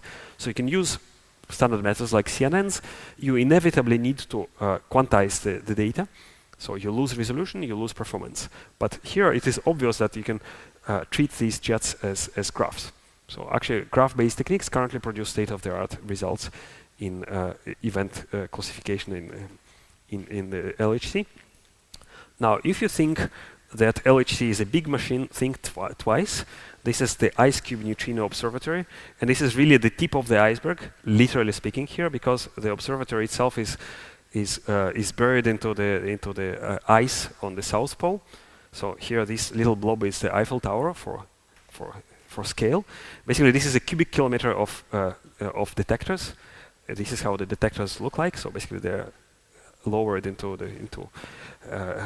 these shafts in the ice. And basically, these are photomultipliers. They're meant to detect neutrinos. Why you need such a big detector array? Because neutrinos do not interact with anything. Basically, more or less any interaction of particle usually produces neutrinos. So if you think of, I don't know, PET, positron emission tomography, when two positrons interact, they also produce neutrinos. So basically, your body is currently flooded by millions of neutrinos. You just don't see it because they don't interact, right? And IceCube has made news recently because it was the first what is called multi-messenger astronomy observation of astrophysical object that is called a blazar. It's a very massive thing that produces neutrino showers that, if they're pointed to the Earth, you will be able to basically detect them.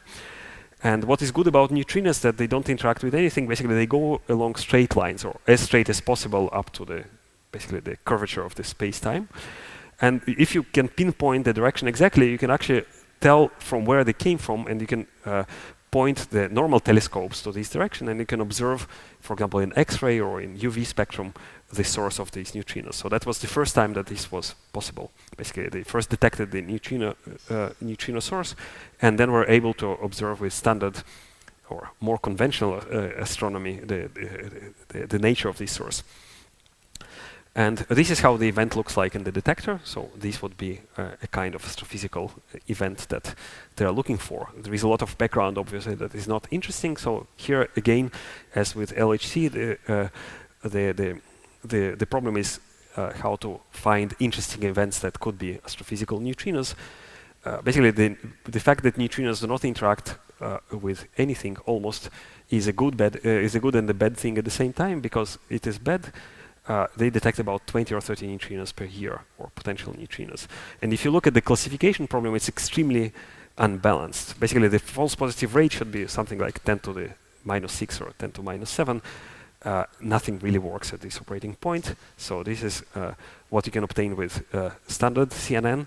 This is what we obtain with graph-based solutions. So it's about slightly less than 30% true positive rate, which is low, but that's probably the best that you can get currently. It's better than anything else.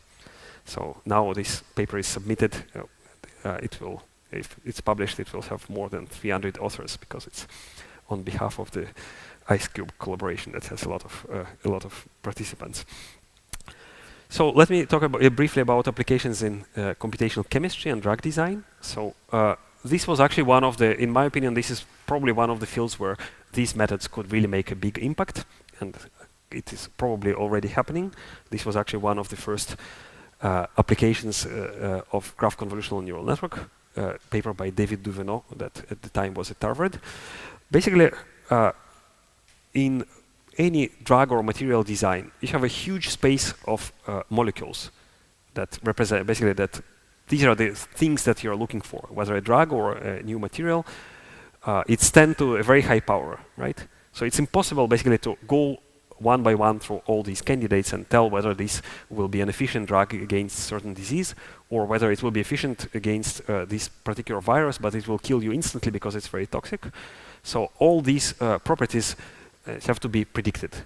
And the way that they are predicted is usually resorting to simulations. So typically something that is relatively lightweight is what is called DFT, or density functional theory, that takes you about an hour for a small molecule, right? So basically there is this kind of computational funnel.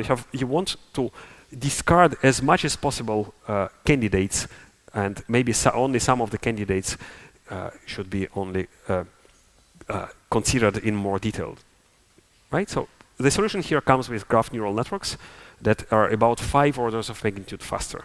Basically, we can achieve something similar to DFT, but significantly faster. And basically, you model a molecule as a graph, and the vertices are atoms, the edges are chemical bonds, And you try to predict different chemical or physical properties of these molecules. It has already been used for design of organic light-emitting diodes. So that was a collaboration of this group at Harvard with Samsung, and basically there is already a material that was designed with these computational methods.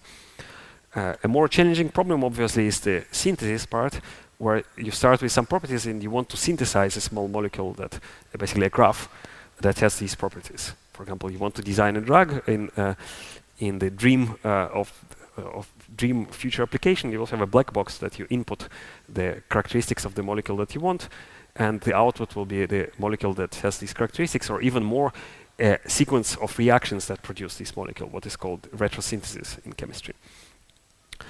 Another application in drug design, so this is what is called drug repositioning or repurposing.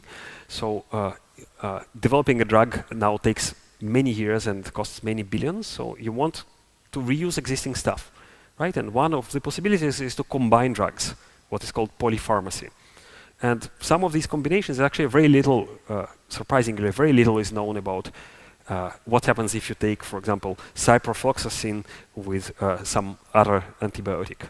It might be nothing, and there might be some potentially lethal side effects. So this is a work from the group of Yuri Leskovits from Stanford, where they use graph CNNs to predict these side effects. And here they have three graphs. So they have graphs of proteins. Basically, this is a description of human biology, right, if you want. Then they have a graph that represents interaction between drugs and proteins. Usually drugs are designed to target some protein that has some biological function. And they try to predict a graph that represents interaction between, or side effects, when several drugs are taken together. Now, still talking about proteins and drugs. So this is another type of drug design. This is what is called biologics. So here the idea is to take a protein, a biological protein that could bind to another protein, and modify it in a way that this binding is improved. So here is an example of what is called PDL1. So this is a protein target that is developed by some cancer cells that makes the cell resistant to the immune system. So this is a protein that normal healthy cells have, and some cancers are smart. They learn to express these proteins as well, and they become immune. So the idea is to block this protein by attaching to it another protein. Basically, you need to design a protein that can be modeled as a surface that will block this protein target. So some other applications, well, very briefly, from brain imaging, you have functional MRI that allows you to basically to see how the brain works to some extent. And you can use this information for disease prediction, or for basically to tell whether a patient has certain disease or belongs to a certain group of people. And here you can also think of it as a deep learning problem on graphs. This was actually line of works from the Imperial College, from the group of Daniel Ruckert. Basically, here you have multiple graphs. If you think of the brain signal, you have some spatial structure of the brain, right? Different parts of the brain that produce different signals.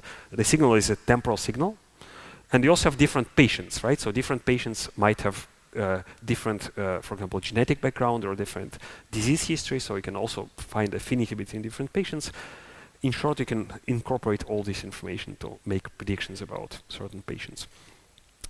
Let me skip, for the sake of time, the problem of adversarial noise.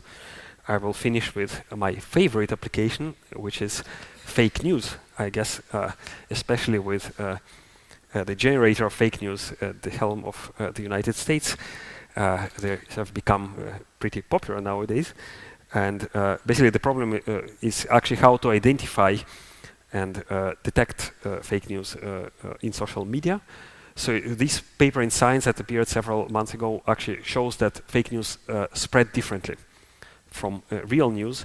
And we use this observation actually to train graph neural networks that detect propagation of fake news on social media, on Twitter in particular. So this is actually a startup company that we have in the UK, and we are hiring. So this is shameless advertisement. I think I will finish here. Basically, we've seen, I hope, that geometric priors exist beyond Euclidean domain, and we can replicate some of the constructions that are typical for deep learning on images. Basically, in particular, we model locality and weight sharing. this can be done using either spectral or spatial models. I mentioned in relation to attention mechanism, so you can actually interpret attention mechanism as particular instances of some of these models. There are many challenges. Some of them are listed here, so how to scale these methods to real graphs like Facebook that has billions of nodes. Generative models for graphs are extremely challenging. One of the reasons is that there is no intrinsic way or canonical way of ordering the points. So a typical generative model, you will input an image, you will reduce it to some latent space there, you will basically do the converse operation, you will generate an image from the latent space, but images can be compared easily, right? You just use the Euclidean distance. For graphs, there is implicitly the problem of correspondence in the middle, right? So basically how to avoid this problem is a difficult challenge. Also interesting, there might be some light at the end of the tunnel, and this has to do with the interpretability of deep neural networks.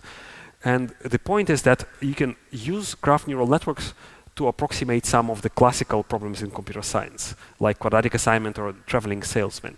And actually people know a lot about these problems, at least in some instances, so it might be possible to maybe to bring some wisdom from the theorists in computer science to maybe provide, for example, some performance bounds on graph deep learning. So this is also an interesting direction.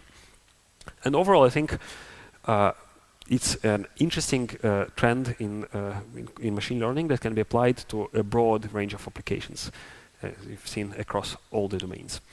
So again, I will finish with this URL. You can see some materials, some code, slides, references that relate to geometric deep learning. And thank you very much. I apologize for eating up some of your lunchtime.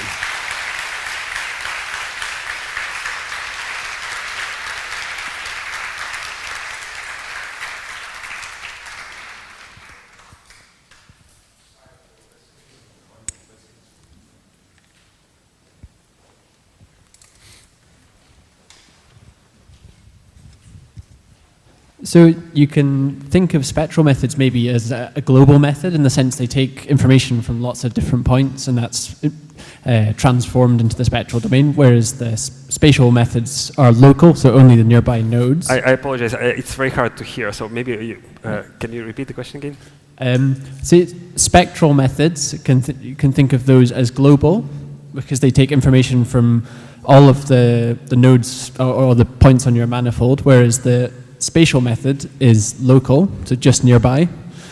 And yeah, the question is, how should I think about the receptive field in the spectral case versus the spatial case? Yep. So excellent question. So basically the question was about, you can think of spectral representation because usually Fourier basis is globally supported, so it somehow collects global information versus spatial filters that are local. So, two answers. So first of all, you can do a combination. You can use a spatial frequency method, something similar to wavelets or windowed Fourier transform. So we actually had a paper, one of the first papers, at least on manifolds. You can also apply it to point clouds, basically combining both representations.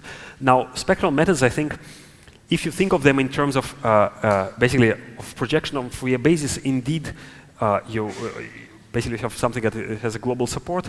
But if you think of them as operators as a Laplacian operator and functions of the Laplacian operator, basically you force a localization of the filter. So this way you can interpret them as spatial filters as well. A particular type of spatial filter that have many of these deficiencies, such as lack of anisotropy.